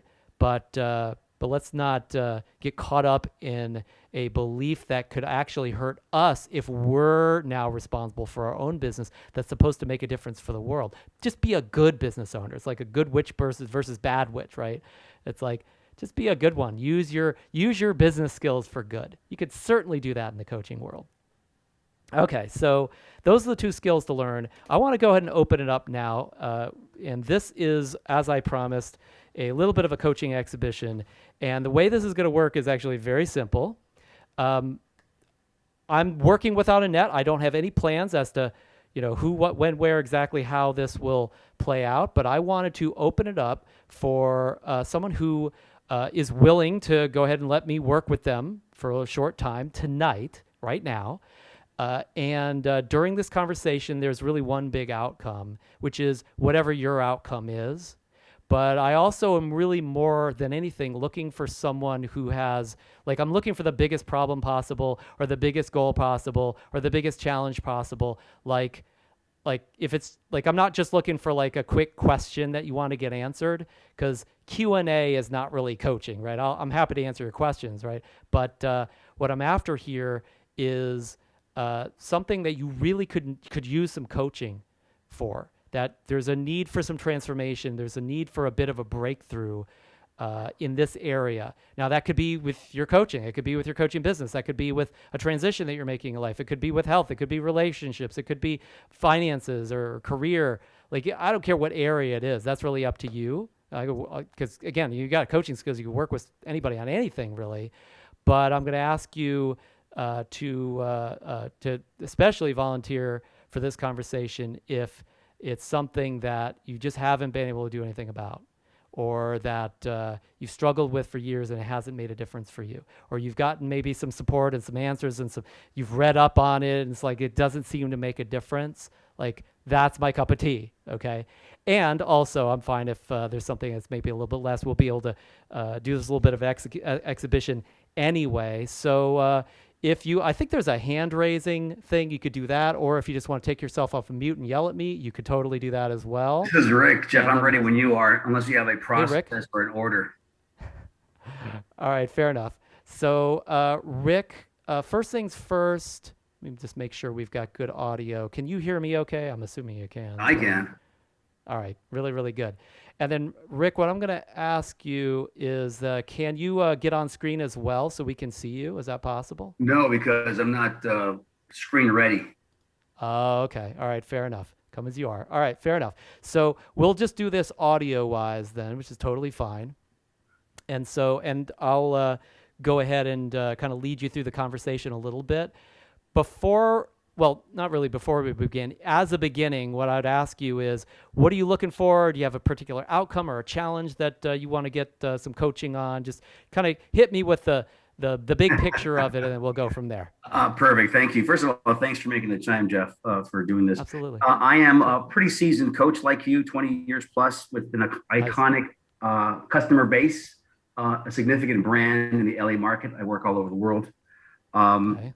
My challenge is marketing. I'm going to scale my business now, and I'm interested in the marketing aspect. And maybe this is the wrong platform for it. Maybe someone else has a coaching consideration. Mine is around marketing and scaling the business to a higher degree, only because I've been working in a limited way with certain large companies, word of mouth only, but I want to go more public. And the marketing that got me here is my interest. When you said the marketing that got you here Yes, is your your interest, what do you your mean? your pitch page or whatever you call Oh, it, those sure, sure. things. I thought, okay, I am missing that component that has information that drew That me makes here with sense. great language and the great hook and valuable information that has to do with the need that I have, and That's that's what fair. caught my attention. Okay, so let me make sure I'm clear on the outcome, as coaches might. So what I'm hearing is that you want to scale, you want to scale up, and you've got some idea of some of the strategies that you might do to do that. I'm already hearing, and obviously we talked a little bit about some of those tonight. So let me ask you this. Is there anything specific that I should know as the coach in this conversation about that goal of scaling up? Anything that's specific that you have in terms of like financial upside to that, or particular impact that you're looking to make, or just number of warm bodies that you're helping? Any vision that you have that you haven't shared with me yet that I should know specifically to get a sense of exactly what that goal is that I think I'm hearing already? Yes, yes, And good tell me if question. I'm wrong about any of this. No, no, no, Jeff. I'm Okay. realizing that perhaps right here is not the platform for me to ask that question, because I'm a working coach, relatively successful. And my question and concern is my marketing plan and my marketing approach, my Right. visibility and the tools, the technology to be more specific, that I'm missing. And because I'm taking that leap now into a greater audience visibility, connectivity, Google Ads. I don't use Google Ads. I don't use Sure. SEO. And so perhaps an offline conversation, and I should surrender the floor to someone else who is more interested in the coaching aspect. Would that be okay? Well, Talk no, no. offline. Well, let's do this. Let's continue the conversation a little bit, and then Okay. since it may get cut a little bit short potentially. I don't know yet because we just started exploring the conversation. Then we can always pivot over and we can open it up Sure. to somebody else for the actual coaching exhibition itself. Strictly speaking. So, again, I would repose that question though, is like, because I already am getting a sense that you have some how-to questions and some ideas about like what you need to build and how you might build it. But I just want to make sure I'm understanding kind of what's the end game for you on that. Because all I heard so far is scaling it. I know you've been working, it sounds like, with a certain amount of leverage to organizations, but it's been mostly one-on-one. Is that correct? Yes and no. I work with Okay. pretty large, as I mentioned, iconic brand companies in the coaching realm, one-on-one and group as well. Oh, great. And so I've been doing this for 20 years. Like I think you're 21 or something. So I've been doing it for a while, and quite successfully or relatively successfully. And so now it's time for me to go larger, bigger. So for me, it's Got it. about the marketing piece. And what I'm missing, while I have a YouTube channel, while I have a pretty significant following on LinkedIn, Hmm. it's the marketing and technology piece for me. That's So my thought. when you say go bigger, is bigger measured by I want to more hit $10 people? million next year. Got it. Okay, so you're measuring it mainly by the actual cash flow Absolutely. and revenue. Okay, that's Absolutely. clear. So let me ask you this, because Yes. that's why I wanted to ask that question, is because going like big is different for different people. Some people, big is the kind of impact they make and the number of people they're talking to, or how deep they go with somebody, or there's just so many different definitions for that. So I Sure. got I some more understand. specifics, which is perfect. So let me ask you this: what's your biggest revenue year to date? Would you say, like, what kind of number have 1.2 you already million. gotten to? Great. 1.2 Okay, so million. you're already at one. So I mean, you're looking to 10x. But with the 1.2 million, how many people were you working with in that particular year? It varies. I have again. I work with a number of large organizations. Okay, I can give you names if you want, if that's important. If that's not important, but they're pretty large. Like your list of companies, Jeff. sure. I mean, I'll, Dole Foods, Thermo Fisher, NASA, aerospace companies, Nice. Disney, Nestle, right? So Sweet. all word of mouth, all based on a brand, a successful coaching practice to the degree that I've been able and blessed to grow it. But now what I'd like to do is what caught my attention and brought me here today, which is your technology, your marketing, your promotion, your presentation. I don't have that. That's what It I would sounds like. to me, it sounds to me, Rick, like I mean, tell me if I'm wrong. It sounds to me like you're looking to pivot away from what you've already been doing to a different customer, or are you just looking to scale up more of the same type of customer? Good distinction. Both stay in the corporate and Uh-huh. expand to a more public audience as well. Okay, got it. So those are very, very different games when it comes Yes, to understand. putting together. And that's, I think it's a question. I think for you right now, my coaching for you would be like decide which one's the priority.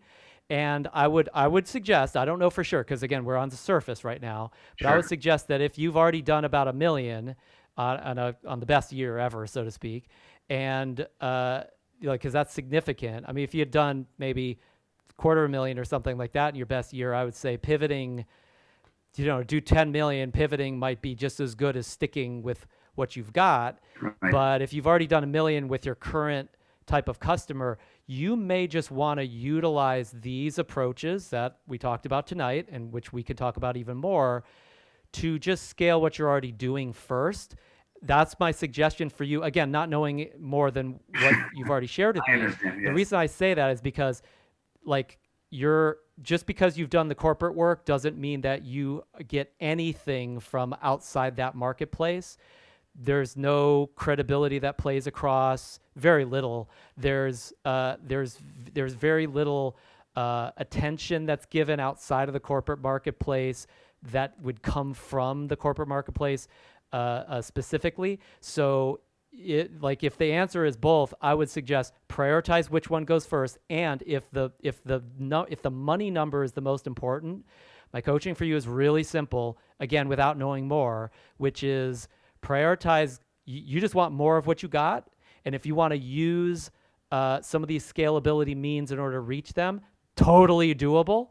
Very, very doable. And the nice thing is you've got a very specific target already, and you've already got the social proof. You've already got the successes, I would guess.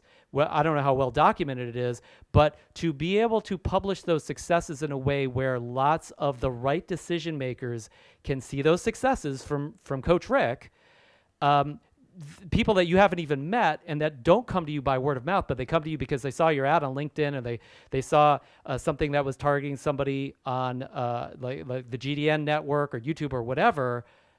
Wow, that can generate a conversation that could be worth hundreds of thousands of dollars, considering what kind of numbers you're talking about. So Yeah. that would be my first suggestion to 10x. Like if I had, I don't know, 5 clients, I have 5 one-on-one clients, and they're all in, let's say, like I said before, like they're all actors, right? You know how easy it is for me to target more actors online and actually parade those 5 success stories in front of them and have them actually run sessions with me so I can turn the 5 into 50. Like that's not hard. It's going to take 6 months of work probably, but it certainly is not rocket science. And when you have that kind of target, Rick, it just clarifies everything, because when you know who your customer is, like you were talking about, what's the messaging, what's the imagery, what's the like, and the process, the journey that these individuals will go through beyond the tech, because the tech will, you can work the tech out. All that stuff kind of writes and creates itself when you know who the customer is, and the coaching conversations that you've already had over the last couple decades, the solutions you've given, the questions they've asked you, the frustrations that they've gone through, the fears that they've shared with you in confidence, all that, and again, like the goals that you've helped them to achieve. That's what populates your marketing. Yes. Now, Understood. is there a little bit of skill set around how to do that in an effective way? Yeah, to some extent. Is there some testing that needs to go on? Yes, to some extent. But I would suggest that you're very likely to be able to 10x that, maybe not in a year, but over a period of years, Understood. by scaling online and using the Yes. same process that you already have. Questions Yes. about that? Any follow-ups to that? Because I know I threw a lot at you there. No, no, no, Jeff. I'm fine. I'd like to surrender the floor to someone else who may benefit in a different area. Last thing I'll say Awesome. is, we do have success. I have a team of we're 8 people. Okay. With 8 coaches. So we have a team on the Nice. corporate side, on the public side. We're looking to expand the corporate side, but maybe in a conversation later on, we can expand on that should that be appropriate. But thank All you right. very much for your time. I appreciate you presenting, and I appreciate you making the time to answer this very vague question I posed to you. We got Thank you. fairly specific. We got to something. So really Yeah, great. very I specific. I appreciate love it. Thank you. it. And by the way, what we just talked about there, if you didn't notice, I mean, yes, there was some nuts and bolts that Rick and I talked about, but one of the things that was missing that we just kind of keyed in on was some specificity. We had a general conversation, and sometimes what makes the difference between a coaching conversation and a barroom conversation is that the meandering barroom conversation becomes a coaching conversation when we get specifics, when we narrow down the goal, and we can kind of pin it up and put it in a box and say, this is what we're after. Because then there's a cascade of questions that could come out of that, depending on the situation. And we got some nuts and bolts. We found out what's already working for Rick specifically and what he's after that he calls big specifically, scaling specifically. And then we can put two and two together and actually start to give, like, I could give general vague advice to Rick and it may or may not have helped, right? But we just took a shortcut instead of having to take a 10-hour course. No, it's like, okay, now I know what my outcomes are at least, right? That probably took 10 minutes, right? So specificity is power in these conversations. And then whatever we do next, you'll probably see that to some extent as well, because usually your coaching client is not going to just share every specific piece of information that you need to know in order to be effective with them up front. You got to ask for it. You got to pin it down. You got to think about what you need and be strategic about getting past the meandering barroom conversation into specificity. So that, great demonstration, if for no other reason, but just for the purpose of getting to some nuts and bolts that actually matter. And that'll happen on Inner Game or anything else that might be more esoteric. So guys, because we had a pretty brief one and it was more of kind of just a little bit of more of a Q&A nuts and bolts piece, I'm happy to open it up for anybody who has something that, again, something that's either a big goal or a big challenge that you really could use some support with, or that you love to try and get some support with, especially if it's something you can't think you could do anything about, or that you haven't been able to change maybe in this most recent lifetime, then wave me down, take yourself off of mute and talk to me.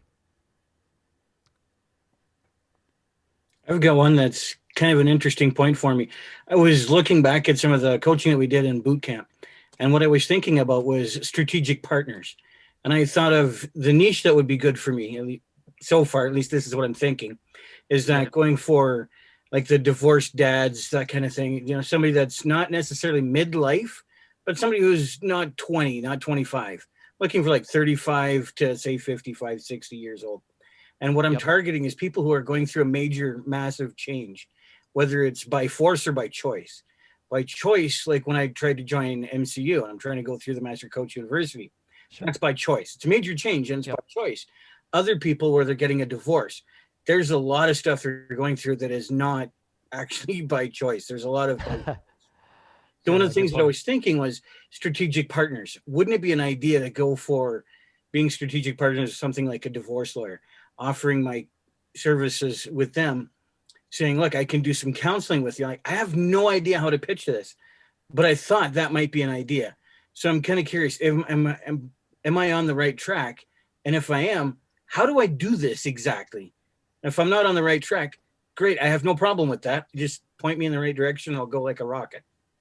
We've actually we've seen students of ours partner with exactly who you're talking about. We're actually partnering with, I'm not sure if it's divorce lawyers, but lawyers who work with a very specific client. I'm pretty sure it was divorce lawyers, and because I mean, like lawyers are the last people that should be like giving people, counseling at the level of getting them to feel better about something. Generally, usually lawyers will have you feel worse at first, if not forever. Basically, this is not their expertise. In fact, a really good lawyer, a lot of times, divorce or otherwise, is actually generally more qualified to be more disagreeable, is a personality trait that they tend to have, because they're good at battling. They're good at winning a case or fighting an argument, something like that. So usually not the best. They're kind of the opposite of a lot of times what makes a really great coach a great coach as well. Not that they absolutely have to be exclusive of each other. So you got it. Like, all I could tell you is, at this point, if that's really like more like a question as to whether or not that could work, if you talk to 20, 30, 40 divorce lawyers, really talk to them, not just a quick cold call, but actually have a meeting with them, a lunch with them. You buy them lunch and you talk to them about the kind of work that you could do, and you make it open for, like a free consult, something like that. You will probably get some leads from that. You will probably get some free sessions from that. Now, your capacity as a coach, your skill set, and your process of how you make a difference for those individuals is going to predict as to how successful that particular line, that niche line is going to be for you. Okay, so if you're not adding enough value to those particular type of clients, it may be hard to get more JV partners. It may be hard to convert more of those free sessions into paying clients, obviously, but it's definitely worth trying. And they already have your customer. A lot of them probably do. So that might be a great place to start. There's plenty of other platforms for this.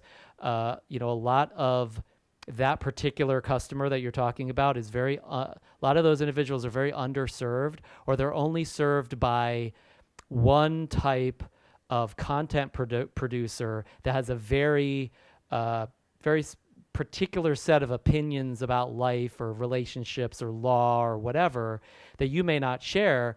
And so if you can put out a decent amount of content also, again, for those same people, it could be SEO'd, it could be just general content on social media, but you will start to attract that particular tribe as well. So I think it's an underserved marketplace. I think it's a marketplace that definitely is lucrative. My warning for you on that marketplace is that if we're talking about specifically serving men, middle-aged or not,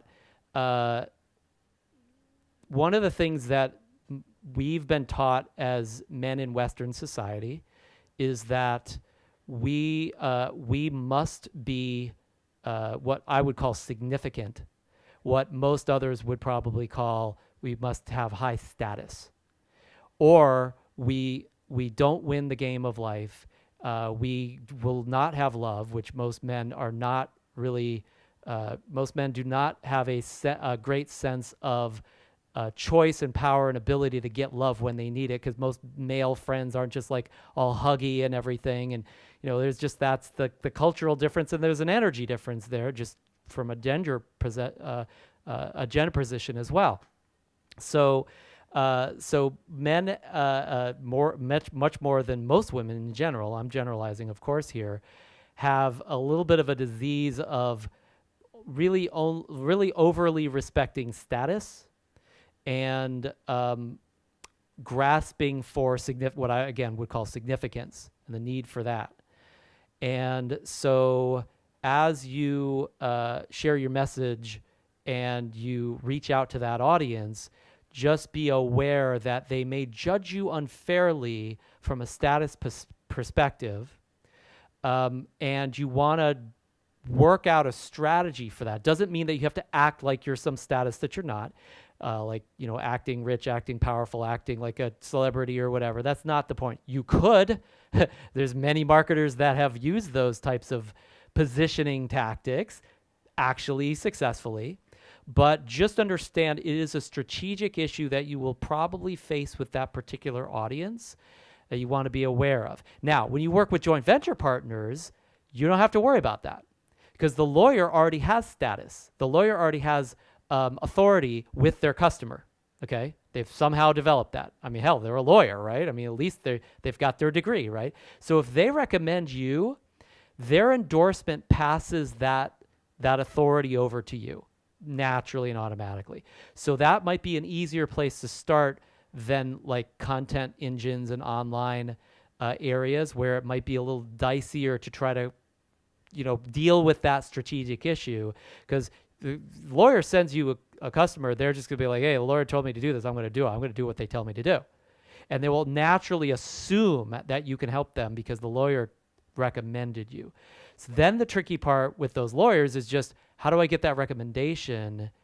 And is it the chicken and the egg issue of, well, do I get a lot of results and then show the lawyers that result so then the lawyers buy into the possibility that they should recommend me?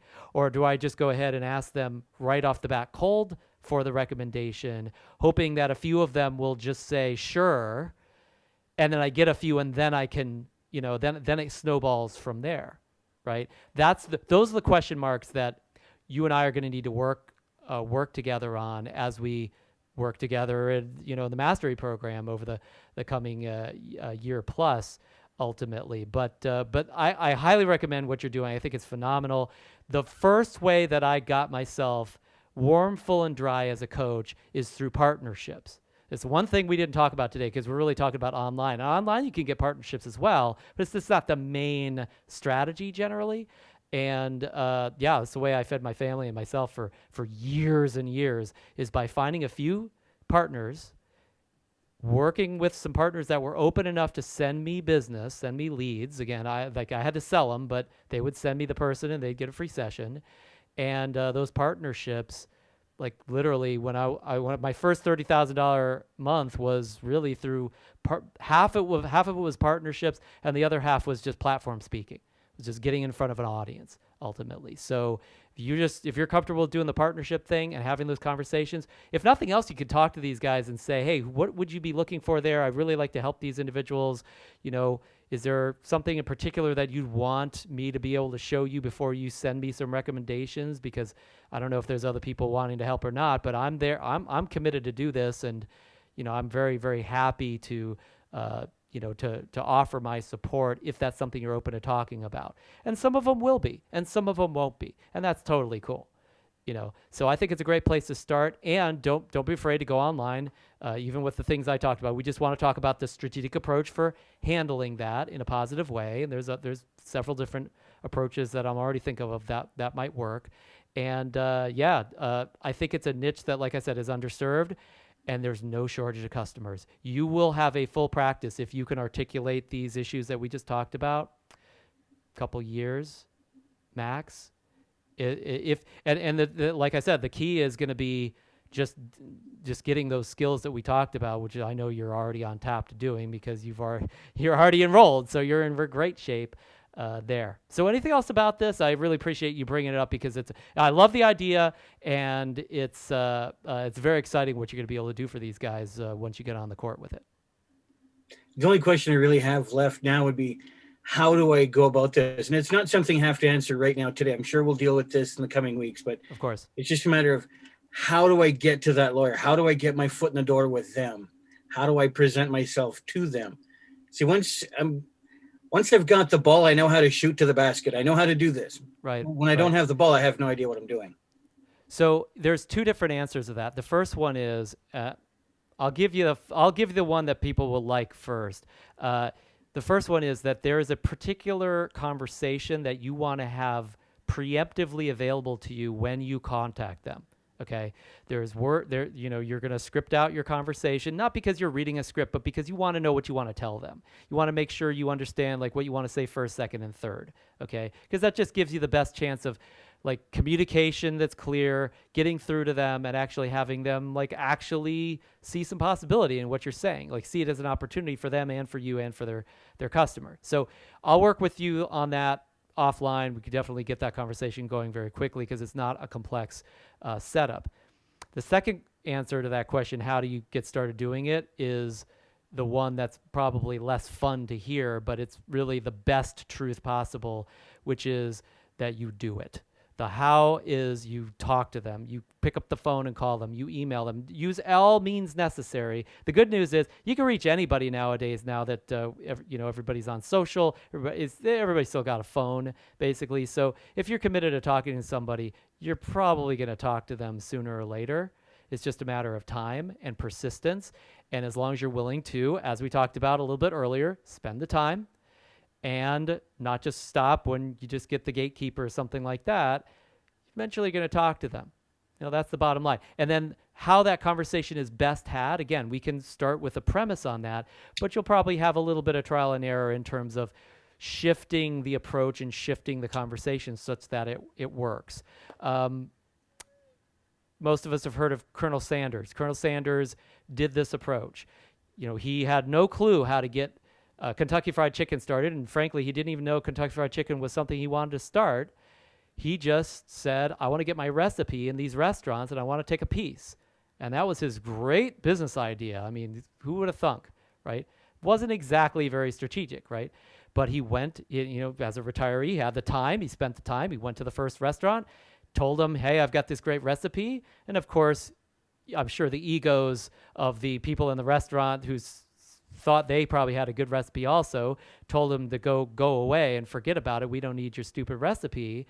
But he did it again and again and again. And every time he took what he learned from the last conversation and he made his next conversation a little bit better, a little bit better, a little bit better, to the point where he had the perfect approach to get his recipe in those restaurants. And eventually, like I said, the rest is history. He had Kentucky Fried Chicken. He did not have the best strategy to start out with, but he spent the time and he learned from every mistake he made. And again, you're not going to have to go through half the mistakes that I went through over the past decades to get you to the point where you're going to be at in that first conversation. But you're still going to have a few. You're still going to have a few because I haven't worked with lawyers in this way. So you're going to need to deal with the particular lawyers that you talk to and find a way to articulate that such that it ultimately lands in free sessions and ultimately lands in the bank as well. So that could still take a little bit of time. But again, spend the time. You're going to get there as well. Does that make sense? Any follow-ups to those answers that I just offered you? No, I think we're good for now. We'll follow up again Awesome. in the coming weeks. Beautiful. Yeah, you got it. All right, guys. So, guys, that's the time that we have for the coaching exhibition for today. So, we didn't really get to some deep coaching conversations for this particular expression of it, and that's like we're operating without a net. You never know what kind of challenges and outcomes and questions will come up that lead into these conversations. So hopefully that gave you a little bit of insight into really what we were talking about earlier, starting an online coaching business anyway. And what I'm going to be doing, if I haven't already, I probably already emailed you this, but I'm going to be emailing you some examples of sessions that we've done in the past so you can get a sense of what it really looks like to master this stuff, what it really looks like to master these different disciplines that you can learn in the mastery program in coaching. But for the purpose of time, I'm going to go ahead and continue and give you guys some added insights that I had promised and a few surprises as well, if I can get the slides to go again. So I'm going to share with you a little bit about how we work with our students in Master Coach University.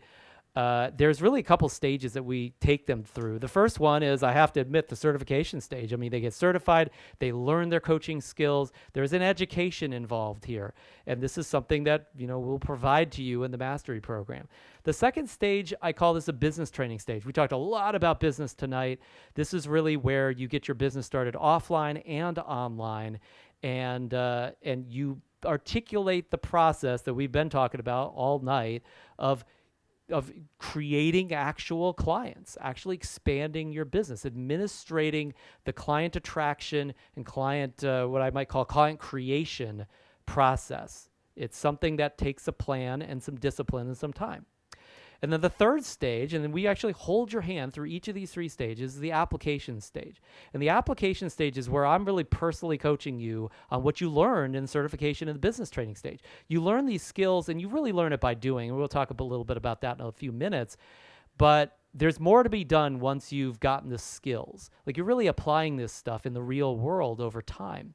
And so my job as kind of your coach in this part of the process is to hold your hand as you go out there in the world and each day build your business and continue to be a better coach and work with clients. And, I'll be basically at your beck and call as needed to support you in this process. Every single student of Master Coach University, every single student of the Mastery program has access to me, my personal number, via text, via our Facebook groups, and also via phone where you can set a session with me. Frankly, I do that because selfishly, I want you to be successful because like you're our poster child for what's possible here, right? So it behooves me to support you in this way. Like your success is my success by any means. But on top of that as well, this is really just my mission to make a difference for people that I'll never meet because I can only coach so many people, no matter how leveraged my business is, and I can only reach so many markets because it takes a certain amount of time and energy to navigate every single niche that you enter into. I can only work with so many partners as well. So I'm here to work with you as my partner to go out there and make a difference for people that I'll never touch, I'll never meet, and man, I mean, if I spent some extra time with you in the application stage to make that happen, I mean, you could have no idea what that does to my heart and make me feel great about the occupation of the business that I chose to support you in this process as well. That's really my mission, and I know that we could be partners on that if you're part of the Mastery program. So those are really the 3 stages. So what's included in Master Coach University? 3 really big things, and I'll share with you kind of how this is delivered as well. This is exactly how our Mastery program students work with us. Number 1 is we run and this is in the certification stage, we run what we call immersion trainings. So I don't know if you've ever been to like a university before, so many of you probably have, but it's like 50-50 find it valuable, right? And it usually, most people walk away, even if they felt that some of it was valuable, they usually feel it leaves something to be desired. And the reality is that things are changing so quickly in our society. In every niche that you could possibly work with, health, and financial, and business, and relationships. I mean, relationships are changing. Relationships aren't the same relationships that they were in Western society, at least, 50 years ago. As with finances, as with business, as with health, for that matter. We're learning more about, like 80, 90 years ago, people didn't even know that they shouldn't smoke, right? So there's massive upheaval, massive uncertainty, and massive change. And universities can't keep up even on the knowledge base side. But the other problem, the other way that it's really leaves something to be desired is that, when you're sitting in the classroom in the university, you're usually just reading the book and, regurgitating knowledge. And so you got great knowledge as a result of that, but that doesn't mean you have the skills. That doesn't mean that you've applied what you've learned. And that doesn't mean that, that you really know the stuff. Even like medical school, you don't really know the stuff just going to the classes. You know the stuff going into your internship, right? Being a resident, right? You're basically out of school. I mean, you're still in school officially, but the schools can't handle it.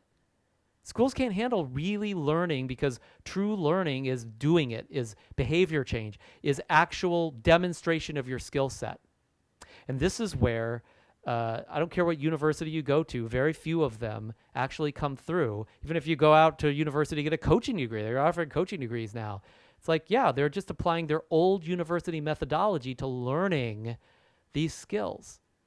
So in these immersion trainings, we do things very differently. This is not just about knowledge, although you'll learn a lot of knowledge during the 8 to 13-week immersion trainings that we're running.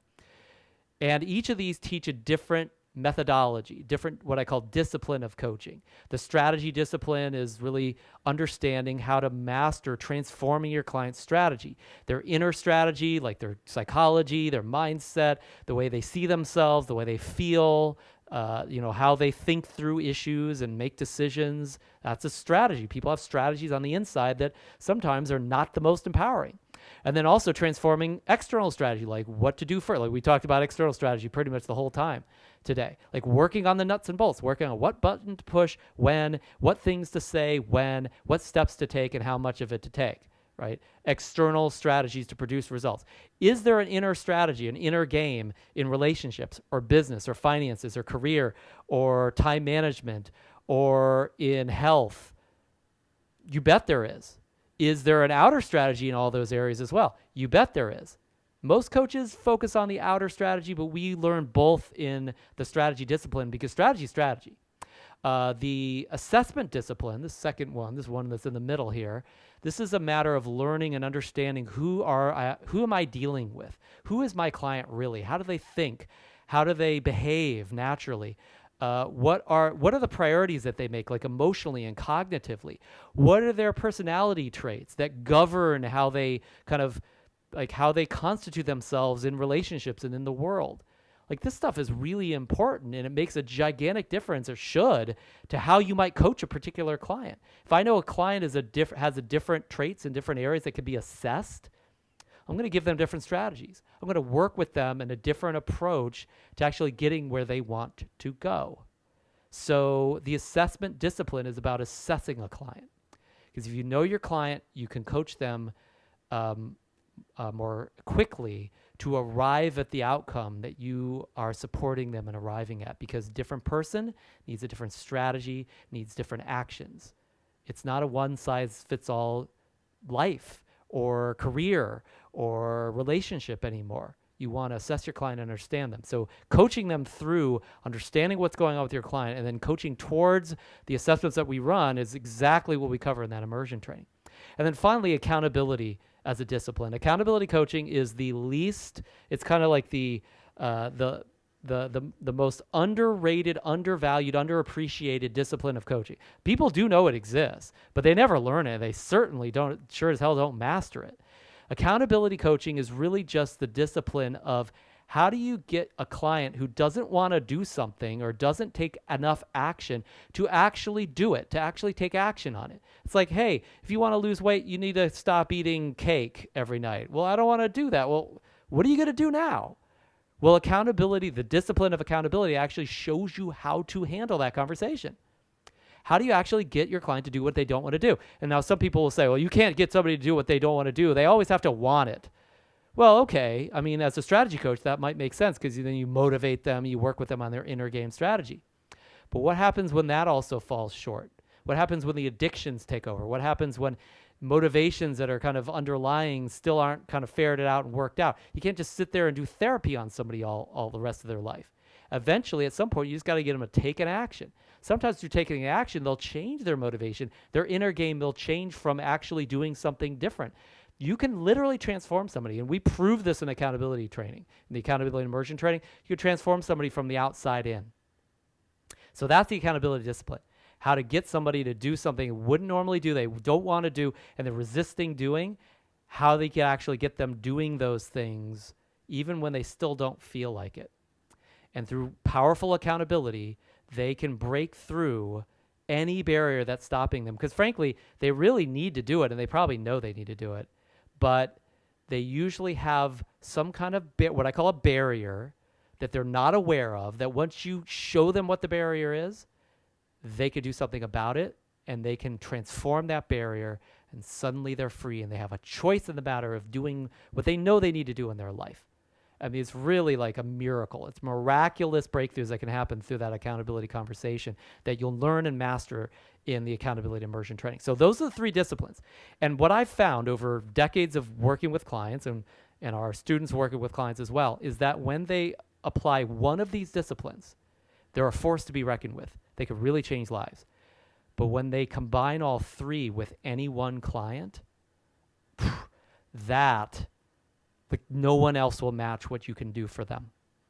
When you can assess who that client is and then work with them on the best outer and inner strategies to transform their life or their health or their relationships, and then you hold them accountable and provide them accountability breakthroughs for breaking through the barriers to them acting on those strategies, their life will never be the same. And I'll tell you, the power that you'll see happen, that you actually have to change lives, to make a difference for your clients, man, that's addicting in and of itself. But on top of that, when you can do that, free sessions, they always turn into clients. Like I never have a free session. Well, again, I have initial sessions where I charge something for it. It's not really free, but I never have an initial session where somebody doesn't turn into a client nowadays. That's not because I just filter them. It's because I'm able to apply these disciplines just like our students are as well.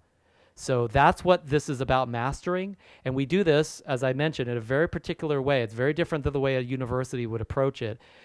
You do this in a short period of time, 8 to 13 weeks. Okay, and during that time, you're doing a lot of work. You're really diving deeply and immersing yourself in whatever discipline you're learning at the time. The purpose of that is mastering it in a short period of time. But you don't just do that by reading a book or watching a video or watching somebody else do it or doing some worksheets. You actually learn it by doing the discipline. You actually do that process of coaching from day one.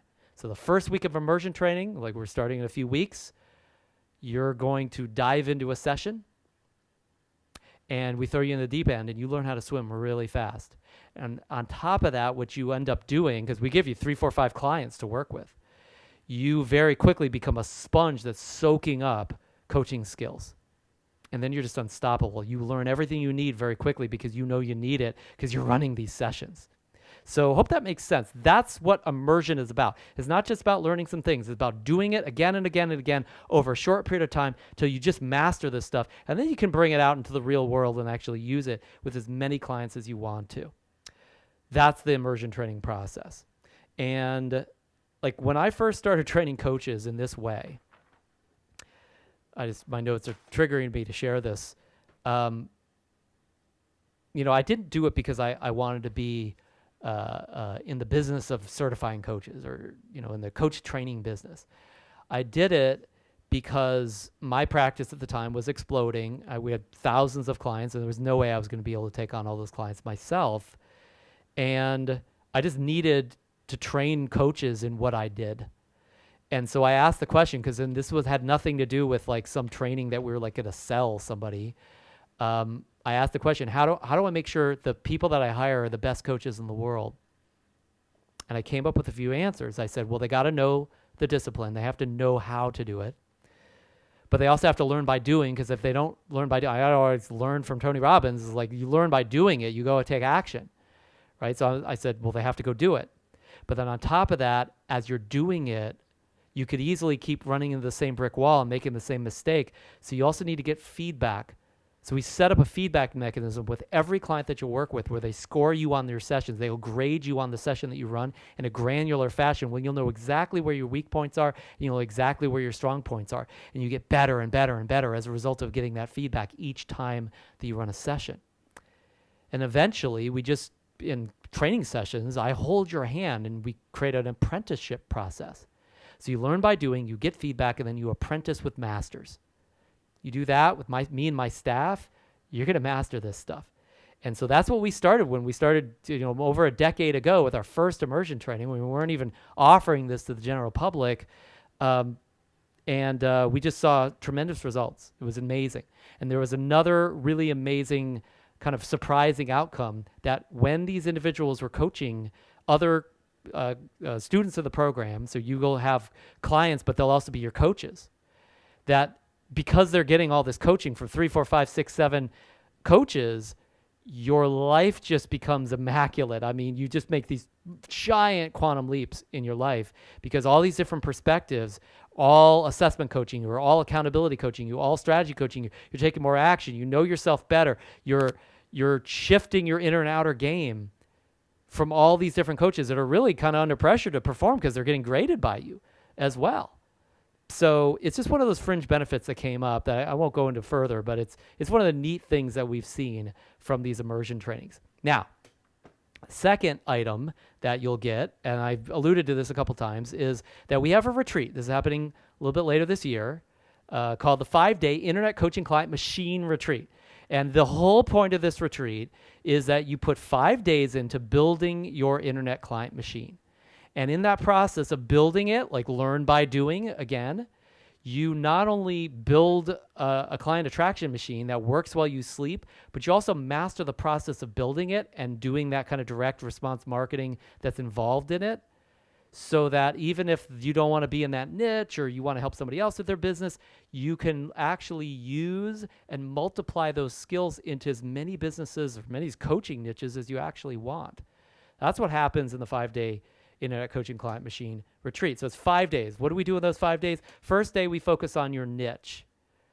Because if you don't know what niche to focus on, you can't create a machine for this. And so that gives you insight into who's my customer, what do they need, what are their fears, what are their outcomes, how do I talk to them? You create a blueprint for this individual. And so you know where to find them, you know what they're after, you know everything you need to know in order to actually communicate powerfully to them. In day 2 and 3, you learn how to write out your offers. So you create offers to this particular marketplace and how to deliver that offer. So you make an offer for something that you can scale up for. We were talking about with one of you scaling earlier. An offer that's scalable, something that you can give to thousands of people very quickly, not like a coaching session, but like an ebook or a video or a training, something that they could do very quickly that you can multiply to multiple people. And then we show you exactly how to deliver that offer. And in day 2 and day 3, you actually create the offer. You write the offer so you know what the offer is. You could set up your web pages and your ads to position against that offer. And then we actually build the offer that you're deliver on, the delivery mechanism. You do that in day 3. So this is where you generate interest. Now you might think, well, I'm delivering something. How am I just creating interest? Well, here's the reason why you're creating interest with an offer and a delivery of the offer. It's because nobody's interested in coaching with you until they already get something of value from you. So you're here to give them value before you try to get them into coaching. A lot of coaches try to go online and they try to get somebody to do a session with them right off the bat. I'm not saying that's impossible. I mean, it's just very challenging and very unlikely to be scalable. So instead, you get them interested by giving them value first, and then they're thinking, wow, I got so much value from that particular coach.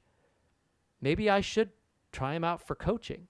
And then they do a free session and then you sign them up for coaching. So this is where you turn that insight into interest generating mechanisms. And then in day 4 and 5, we actually work out how do you generate the traffic to this interest mechanism. And then in day 5, we actually cover all the social platforms and how to articulate those offers and ways to get attention through social platforms. And this is where, again, you just generate attention through traffic and through social. And so these are the 3 mechanisms. You must have insight into your market. You got to create interest, enough interest so they'll actually want to work with you. And before you create interest, you got to get enough of attention so that they're actually going to take the offer that creates the interest. So it starts with attention, moves to interest, creating interest, and then those insights have now turned into paying coaching clients. So what I've seen in my own coaching practice is, well, early on, I took a quick database snapshot. I don't even have this database anymore, where I was able to show that I generated 100 clients in 1 year from my Internet Coaching Client Machine.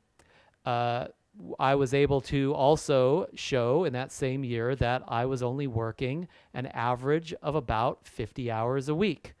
Now, some of you that you say that's a little bit more than I want, but again, we were generating 10, 20,000 a month. If you want to work, less than full time, well, you might generate that. You might not. You might generate a little less than that, but that I hope that makes sense. And this was actually relatively early on in the beginning of our business. I was able to do this. So, 40, 50 hours a week on average, 10 to 20,000 a month worked for me. We built a team all around the world. We built a team of 12 coaches, and then also built a sales team to support running the free sessions that I used to be running, and generated tons of paid sessions. This is just one database of sessions where our coaches reported they had done about 95 sessions in about 30 days. All those are paid sessions. We generated 189 free session signups in 12 months. We talked about how this is the name of the game. This is 100% online. I did no speaking. I didn't go outside and network. I didn't chase anybody down. I didn't do any cold calling, no salesmanship involved in this. Just our Internet Coaching Client Machine is what we did to generate almost 200 free sessions. And this was a decade ago when I generated these stats. We're way beyond that now. But more importantly than any of this, although hopefully those numbers are impressed upon you what a difference this can make in a coaching practice, I had more time for coaching than ever before, and was able to reach people all around the world. Like, we have people that will listen to this conversation at some point that are in every continent other than Antarctica. I mean, that just blows me away. So, and also just as important, I made it effortless to get clients because the engine that I had built, brought the clients to me. I only talk to people who want my coaching, and I don't have any need to push.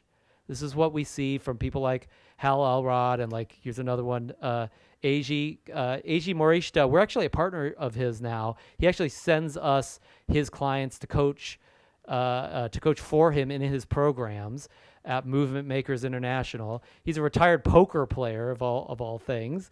And in 2 years, he built a 6-figure coaching practice, really just by starting a little site but called Genius Squared. He's since shifted that site elsewhere, but he really used his client machine to build a seminar speaking business. This is AG in front of a big room of people. And here's what's interesting about this. Like, he had this huge speaking business, and he was doing, high 6 figures in a, kind of a very esoteric niche, like starting movements and things like that. And then he, well, of course, we know what happened last year. COVID came to town, and he couldn't do speaking engagements anymore. Everything was shut down. And here's what's interesting. Because he had an internet coaching client machine, he pivoted the framework that he had built, in a face-to-face format. Now we have Zoom. Now we have all these great ways to approach having a face-to-face experience without being face-to-face, right? And he's been able to pivot his business completely online, completely virtually, 100% virtual, with no physical need to attach yourself to a client physically at all. Now, when the world opens up again, I'm sure he'll get in front of people again and do what he does best, but he's still alive and he's still thriving as a result of building an online model years ago that he's been able to parlay into basically what generates amazing outcomes out of being a speaker, if nothing else. Another gentleman who built an internet client machine on our inside of that aspect of the mastery program is Coach Thomas Fortica. Thomas is a top coach in the United Kingdom, easily. He works with like all the top executives, all the top like lawyers and doctors, and like the Illuminati of London. They're all his clientele. He charges high ticket prices. He does high 6 figures, and this success came from him building an internet client machine a decade ago. And now he did other things. He did meetups. He had some, corporate events that he ran, and there's no doubt that he did some other elements that made a difference there as well. But I know for a fact, after reviewing his business model, that he's generated most of his clients from online. In fact, his last complaint, the last mentoring session I did with him, he was complaining to me that he's getting too many leads, and he's got to turn down his marketing because like he's still doing mostly one-on-one coaching. He only has so much time to work with people, and he's pretty basically got a full practice. Like, that's a good problem to have. I like that problem. That came from an internet client machine that Thomas built. 30 plus clients. I mean, he's way beyond that now. International trainer. I go on and on about Thomas, and I won't. Another gal that went through the Master Coach University and generated an internet client machine is Janine Yoder. She started coaching to finance her acting career. She lived in New York. She was an actress. She built 18 clients over a very short period of time via her website and via just putting content out there like I described tonight. She's now got a contest. She coaches a contestant on Project Runway.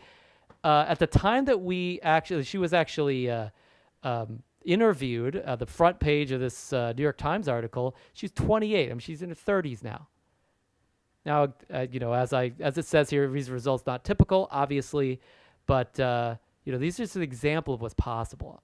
And I hope that makes sense. So the next aspect of what you do in the business learning stage is the Effortless Enrollment Mastery Program. Now, the purpose of Effortless Enrollment Mastery is to make it so that you can effortlessly enroll clients without being a platform speaker and without even having to have anything online. Even to this day, if you just have a phone, you can make enrolling clients effortless eventually. And I'm going to share with you what this looks like and how this works and what's inside of this program and how we work with our students to make this happen. So how do you do it? How do you make the process of enrolling new clients effortless? Well, there's a cycle.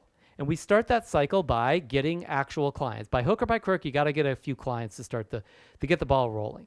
And so go through Quick Start, the Quick Start Bootcamp, get a couple new clients, and then you're on your way.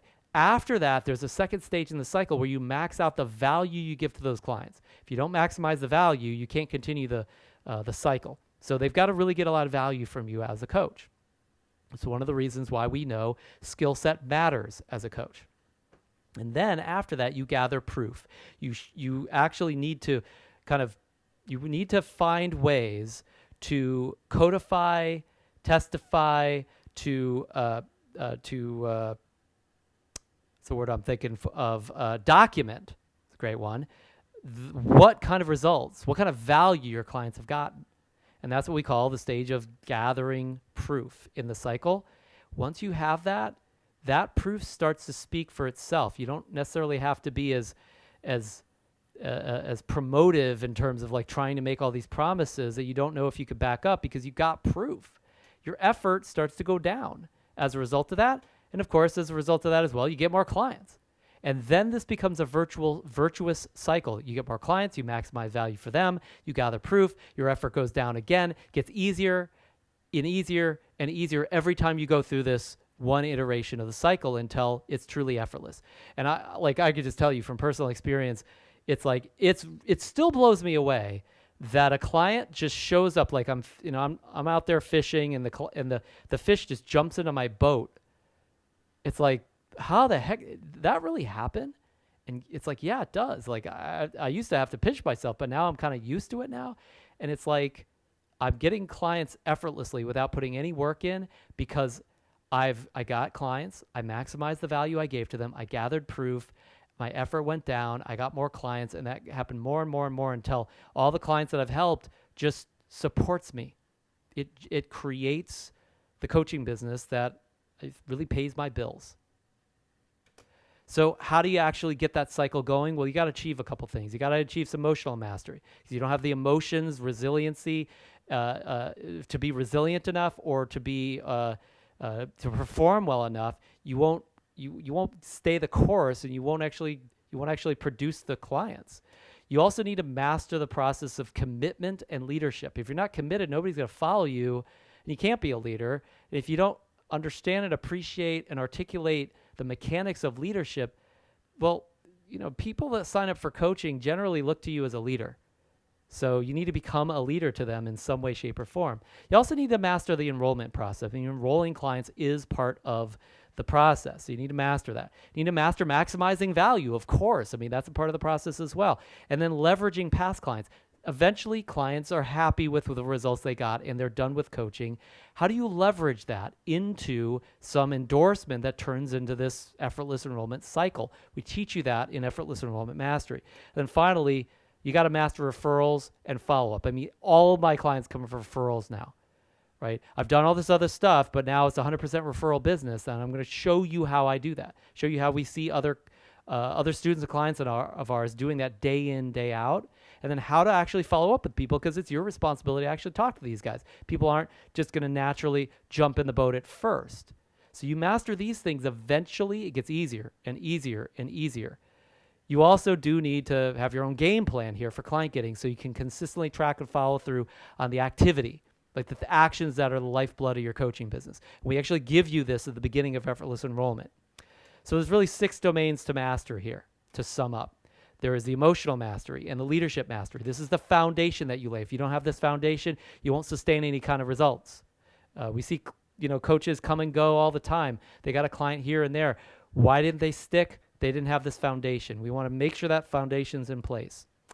And then mastering enrollments, that's the matter of just getting clients, of course. You got to figure that out. And then master adding value, which is maximizing value. And then finally, the post-client and the referral game. This is about getting proof, right?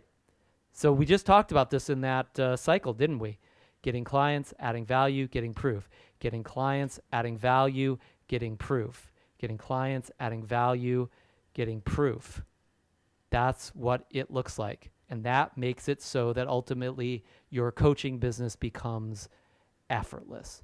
So the reason I wanted to share these couple successes with you is because these guys really, their success really came out of Effortless Enrollment Mastery. Julianne, she was working as a weight loss coach. She was already fairly successful, and we worked with her on a niche strategy. And then I actually remember when she was actually working with very specific partners that she learned to work with in the module 3 of Effortless Enrollment, where we're talking about mastering enrollment. That's part of the process of enrollment, is having like audience building and actually building those free sessions. And she tripled her coaching income within 120 days. And this was a report that I got from Chris about Julianne. It just blew us away. And still to this day, she's a very successful health coach. Gerard is one of my favorites in terms of the background on Gerard, because Gerard, another coach in the UK, worked with a lot of UK coaches. And Gerard went through Effortless Enrollment. He didn't do anything online. And he's just had a day job, just working a day job. But when he got home from work, he'd make a few phone calls. He followed the Effortless Enrollment Mastery framework and started enrolling a few clients. He added value to them. He got testimonials and actually generated some proof that he was making a difference for his clients. And over a period of a year, I think it was, if I remember correctly, don't quote me on that, he was able to generate about 33 paying clients. His fees were around $300 a month per client. And he had a team of coaches he was hiring to work for him, because 33 clients, a lot of coaches start to, scream uncle at that point. So that's just wanted to kind of back up there, just because I wanted to make sure we had a chance to share this now that we got slides back, as to what comes from purely Effortless Enrollment Mastery strategies, no online business strategies whatsoever. These are Julianne and Gerard, purely offline coaches, right? I mean, Julianne has a website, but she doesn't get business from it, and she doesn't do anything there. All her business is coming from offline strategies, as is Gerard's. So just gives you, what I like about this, it gives you choices about what strategies you might use in order to actually set your coaching business up, to actually have your money and your income and your clients coming from. And here's the other cool thing. When we see businesses, coaching businesses that use both, like there's a coaching business right now that is a client of ours. They, when they started working with me, they were at $1 million a year. They were doing about $1 million a year. We talked to somebody that was doing $1 million a year a few minutes ago. And when we employed both strategies, we employed the Effortless Enrollment Mastery strategies, and we employed the Internet Coaching Client Machine strategies, both.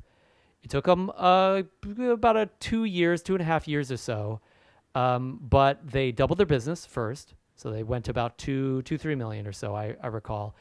To this day, as of 2020, end of year 2020, they did 5 million in coaching business.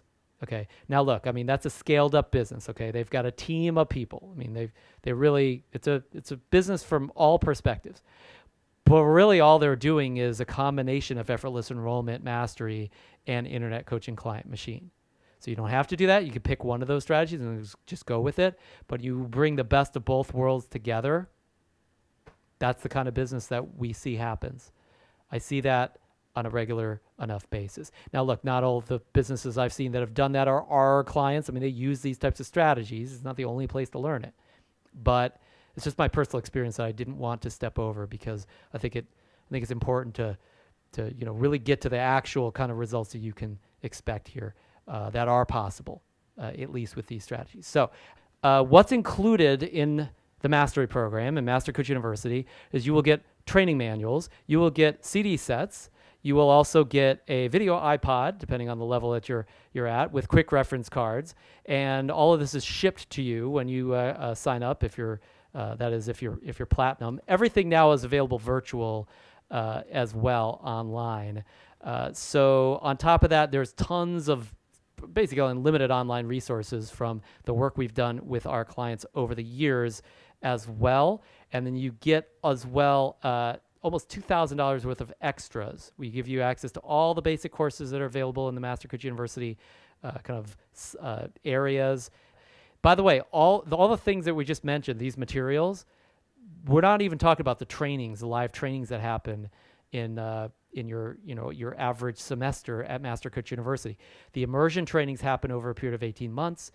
The Internet Client Machine is a retreat. It's a live retreat. So we're doing it virtually now because of COVID and everything. But from the comfort of your home, you're live working with me, and for 5 days, I'm holding your hand through that process. Effortless Enrollment Mastery is available 100% online now, but I'm there to personally coach you through those resources because there's a lot of them. There's over 74 video trainings just in that one program alone. So the resources are huge, but we don't just leave you with that. We are working with you in trainings. We're working with you in boot camps. We're working with you in certifications. We're working with you live. Our evaluators are working with you for certification purposes. Our mentors are working with you for the purpose of really helping you through these different training processes that we go through as well. I'm here as your trainer and your teacher. We have Alan Myers, who's runs the government coach boot camp to verify and credential coaches for the government. He does that for us as well. So our staff, our faculty, and myself are really here to hold your hand through the process of using these resources. It's not just some passive thing that you do online and you could do it self-led, but that's not what it's meant to. This is meant to be an active process that we're working together as a team to get you to the point where you're certified, where your business is started and successful, and where you're applying everything that you learn in the best possible way. And the combination of these different resources brought together makes for a master coach and a master of their coaching business. You master the business skills, you master the coaching skills as a result. Those are the two skills that are required. Other than that, like I said, it's just time management. You put the time in, you're going to get the results if you're at all cut out for this business.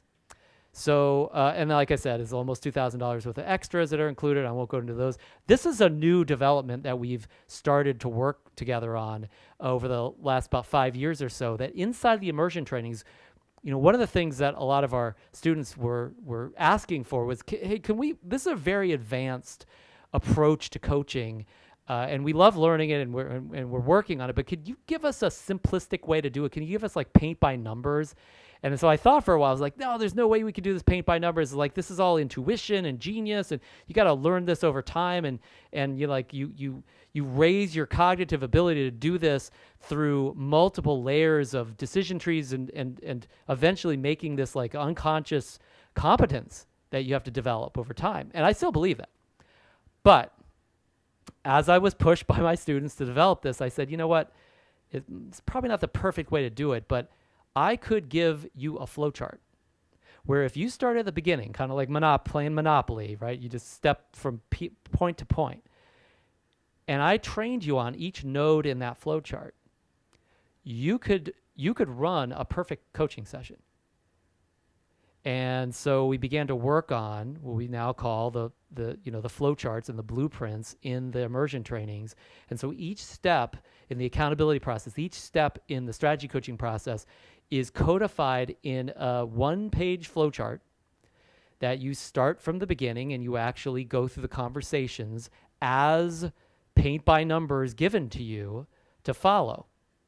And then what we give you backing up those flowcharts is multi-hour deep dive trainings into every script, every conversation, every question, every decision point that you need to go to in the node. So each of these little nodes you see on your screen, they have a training that's associated with them.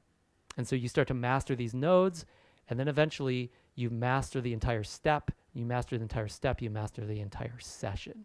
You become a master of coaching as a result. And then eventually this stuff, like, I don't need to look at these flowcharts anymore. It's something that I can unconsciously go through, and I ultimately reach the result every single time when I run these sessions. So that's also included. So how do you apply? It's very, very simple. You just go to becomeamastercoach.com/certification. If I can get this not to stall out on me, I will put this in the chat.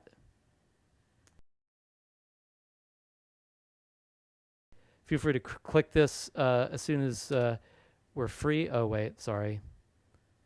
I only specifically sent this. I don't know why I can't send this to everyone just by default. All right, there it is. So I just chatted this to you. becomeamastercoach.com/certification. Here's what that's going to lead you to. There's a video. It's going to give you details above and beyond what I'm sharing with you here. But then a button's going to pop up. You want to click that button and fill out the form. That's going to be your that form goes to my associate dean. My associate dean will reach out to you and give you an application. We don't just give applications out to the general public before registration opens. So go to that page, click the button when it pops up, fill out the form, get in touch with our associate dean, and then they will work with you on applying. They'll hold your hand through even that process as well. You can also just wait until we open, but that's I'm just helping you jump the line here before registration opens to the general public. So that said, I had a couple questions that came in, and I want to make sure I answer them. Really, I mean, in Master Coach University, there's 3 keys to this. It's outstanding role models. We make sure that you're working with the best teachers, the best coaches, the best coaching businesses imaginable. Second, total immersion, where you're immersed in the process. You learn by doing it and getting feedback over time. And then third, ongoing action over time. Because you don't just learn this in a day. You learn it day after day after day over a period of years to a point of mastery. Now, not everybody's committed to mastery, and if that's not you right now, then that's fine. This may not be for you. The mastery program is literally called Mastery because this is about mastering your business and mastering your coaching. And we expect nothing less from our students and nothing less from ourselves in contributing to you such that you can actually do that. And, it's for the big boys and girls who want to actually be a part of this, not just for a dabbler. If you're a dabbler, we have courses that are probably a better fit for you. But, if you really want to master this stuff and you want to make a life out of this, and this is really what you're here to do on this earth, at least as a career, I got a program for you. This is the only game in town, in my opinion, or I wouldn't be offering it. So when you have those role models that are there for you, when you have total immersion within these trainings that we provide, and you're taking action on it ongoingly, really all I got to do is turn up the heat. All I got to do is make sure the intensity is there so that, like popcorn, you pop, and it's just a matter of time. So those are the stages that we just shared that are part of that process. And if, helping people solve their problems, helping them wake up to a new life, if that's something that you think you're after, I'll tell you that once you're doing it, it's a very addictive reward. And once you feel like the power and the connection that comes from that process of actually being a part of that, you won't want to give that up. And so I could tell you this, that if that's something that is for you, then now is the time to do it. Now is the time. I don't hesitate on saying that because I could just tell you that one of the big questions we usually get is like, when am I ready? How do I know if this is the time to do it? And it's like, look, there's no such thing as ready. Ready is not for human beings. Ready is for cakes and pies. And I'm not saying you can't be strategic in terms of timing and things like that. But if you're still in that ballpark of trying to figure out the timing of it, then you really got to decide on a day. You got to decide on when this is really going to happen and stick to that commitment. If not, it's not a someday thing. It's a never thing. Someday leads to a town of nowhere, as my mentor Tony Robbins used to love to say over and over and over again. Made me sick with that saying, but it's really true. It's like you're either doing it or you're not at the end of the day. Or you have a deadline date that you're saying, this is it. This is the day I'm going to start. So work with us on that. When is that going to be? Like, how can we support you in that? Because I know that after this conversation or after you talk to our associate dean, if nothing happens immediately after that, then this becomes like a fading inspiration. Like there's a law of diminishing intention that happens. And so when we get that idea, we get that inspiration, we got to strike while the iron's hot and make a commitment and make it happen. I'm not saying you have to do it today, but you got to set something in place to make sure that that's going to be a reality for you rather than a hope and get stuck in the past. So we did have a couple questions that I just wrote down from that a few of you put in the blog, so I'm going to answer those. And any other follow-ups on the chat, I'll be happy to answer as well if we have time. I heard a question that said, other coaches start their business to get clients, and I see this happen all the time, but I just can't get started right now. And, I'll just tell you this, is that if you have a couple hours a week, you can get started. It doesn't mean it's going to be perfect, but at least, put the time in that you got. If you don't start now, where you are, you might never get the time. A lot of times what we find is the transitions that people need to make is they put a little bit of time in, and then they can put a little bit more in, and a little bit more in. Like the guy Thomas Svortica that I mentioned before as one of our case studies, he started part-time, and he slowly put less and less time into his job and more of his time into his business until now he's got a high six-figure coaching practice. He's the top coach in the UK. So that comes from starting somewhere, wherever you are, that you can put in. If it's a couple hours, it's enough. I'm just telling you. Now, sometimes money's an issue. It's like I can't pay tuition or something like that. So I want to tell you something around the money piece that I hope will help. If you say the money is somehow stopping you, then it's very likely that you can never make it possible to make the money that you could make in this business. I mean, this is literally a business. It can be a job for you. It should be a money maker, it shouldn't be like an expense for you. So for the tuition that we charge, like you get a couple clients, you're paying your tuition, you get a couple more and you're profitable. Like it's just that simple. Now you may not do the work to do that. That's on you, right? But I will show up 100% to make sure that you have what it takes to get there. Getting started is absolutely mandatory to actually making money. If you're not getting started, you can't make money doing it. Does that make sense? So if you make money, what stops you, you are stealing from your future coaching business, assuming that you really have a future as a coach, right? And I can't predict that. Like that's not for me to say, but you can say that. Like you could decide your destiny. If you have any kind of skill set, and chances are if we're in this conversation, you probably do. This is probably a possibility for you, if not a probability, if only you got started. So don't let money get in your way. We never let it get in any of our students' ways when it comes to like expenses. We always work with you on that. We got tuition arrangements. We have we have partnership programs where we give financial aid and tuition assistance. So, get with our associate dean and work with her on that because, we will make it work if there is a way to make it work at this time, if this is really what you're up for. Paying the tuition, is something, there's going to be tuition to pay, but no matter what you decide, whether you're in or you're out, you will pay some kind of price, right? You're either going to pay tuition and get the knowledge, you get the disciplines and go through the process of learning and mastering this stuff, or you pay the price of not mastering those things. As some of my fellow salespeople would say, you pay the price of ignorance. I wouldn't say that because I'm not so crass today, at least, but you get the idea. Like there's a price you pay across the board, and it's just a question of which sword are you going to die on, right? Like which one are you going to commit to? The good news is you get to choose. We're all free to choose our path in life. That's up to you. Money can't stop you, I guess is the point I'm making here. So it's kind of a chicken and the egg type of thing. And at some point you got to work that out and break out of that box. The money's out there if you have the belief and decide to create the reality behind it. Does that sometimes put a fire under people? Does that sometimes create some pressure? Sure it does. Sometimes that's exactly what the doctor ordered though. That's sometimes what you need. So it's really about belief and about willingness and commitment, not about money. With belief and commitment and time put in, money tends to come. The money tends to get worked out. Without that, without belief, without putting the time and energy into it, without that commitment, no amount of money will help. I've worked with plenty of people that got more money than you'd ever know what to do with, and they don't get this thing started because the commitment's not there. Don't try to substitute money for commitment. It never works. So, I know when I first got started in my business, I hired a coach for $1,000 a month. I had like $1,000 to my name at the time, and I had no clue how I was going to make it how I could make it work.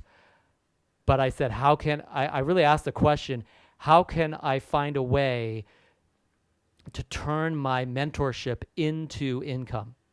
By the time I was done coaching with that mentor, who was making $1 million a year at the time, and I was making chicken feed compared to him, I had 10 times the money in the bank as when I started. That came from that mentorship. That came from what I had a good reason not to actually invest in. I was lucky enough to have had a lot of people, had a lot of gurus around me that were kind of inspiring me to get past my fear. Not everybody has that that benefit, and I'm hoping that this conversation will support you if that's a barrier for you. The real question is, do you believe in yourself and you're committed? If you can articulate those two issues, we'll work with you on the money, because there'll be a willingness there to do that. And do you care enough? Do you care enough to make a difference in the world? And look, another issue that a lot of times people bring up, I saw this in the blog just the other day, is, I'm worried about this. Like, I'm afraid. I feel like this is a risk. And I can appreciate that. I feel fear on a regular basis.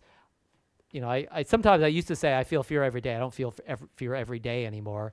But, there are days where I go into fear. There's no doubt. And you can't wait until you're not afraid, because what if you just keep being afraid?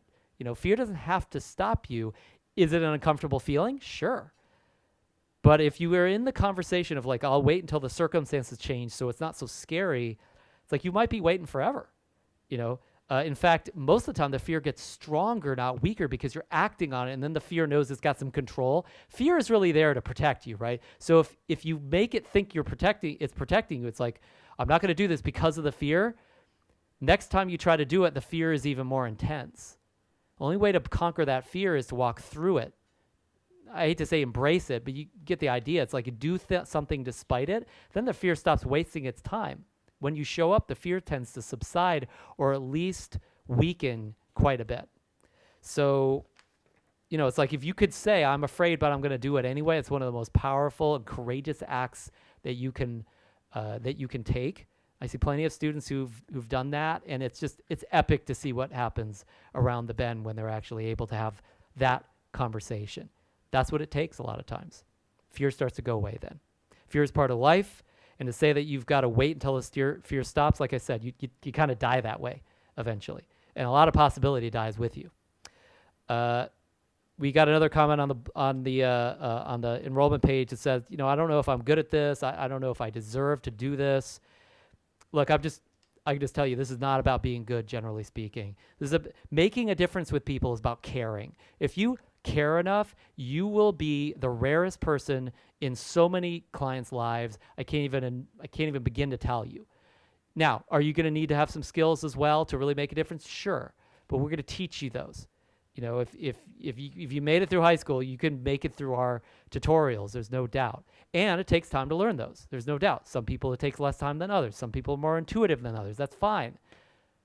But if you really care and you're really willing to put in the time to master it, you will master it eventually. Nothing really can stop you. At least that's my belief. I mean, I can tell you what you should believe. Do you care about people? If you do, you got whatever it takes. If you don't, then no skills can help you. You screw the world out of your gift when you withhold it. Don't rob the world of what you have to give it. That's what your life might be about. That I can't say for sure, but I'm willing to open up to the possibility of that. People sometimes will, go into fear, and then they withhold their gift. And, I've done it. I'm sure you might have done it. And people like that are a dime a dozen. You really want to be extraordinary, you break through that. You get it handled. You be responsible for not letting that fear stop you so you can really be a gift to the world.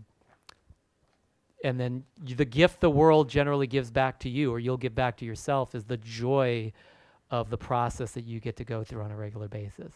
And I'd love to see you experience that. That'll give me joy to see you have it. And I do not at all in any way regret the time I spent with my clients. About a decade ago, speaking of fear, I went to the doctor, and they called me up, very threateningly, and said, there's blood in your urine. We think it might be cancer. We need to come in for a bunch of tests. We're going to do an MRI. We're going to do a CT scan. We're going to do all this stuff. And so I went through a very intense part of my life where I was wondering how long I was going to be around. And we started looking at the statistics around these different types of cancers, that like blood in your urine is like this means this and that, right? And so the odds didn't look very good. And I didn't know, but the set of symptoms that I had were not very promising. Let's put it that way. And so during that time, I remember talking to my mother, because she was kind of consoling me at this time and kind of helping me wade through the doctors that I was going through for all these tests. And I said, I'd been in this business for over a decade at that point. I hadn't quite like had perfect success, but I had some really great victories and really made a difference for some people. And I said, you know what? If I had a few more years, I know I could get to where I needed to go. And maybe that's not going to happen now, but I don't regret any moment that I put into this business, even though it didn't achieve everything that I set out to achieve. I'm glad I did it. I'm glad I didn't do some other job or some other thing that was just about money or just about status or just about like making ends meet, just about survival. I have no regrets about that, even if I'm going to go. Now, luckily, I went to the doctor and they said, no, you just got kidney stones, no problem. And, it was a relief, and I had a new lease on life at that moment. It was a wonderful moment. But I still don't forget, I will not forget ever that conversation, that I had the blessing of thinking I was going to be gone, looking back on my life and the choices I had made up until that point. I had no regrets, not 1 minute. And I put a lot of time in since then. I still don't have any regrets, even knowing my life has gone along. I've gotten a lot older since that day, So it's a lifetime of enjoyment and joy and contribution that you can make. It's a profound privilege, in my opinion. All right, guys, take care, and I will talk to you next time.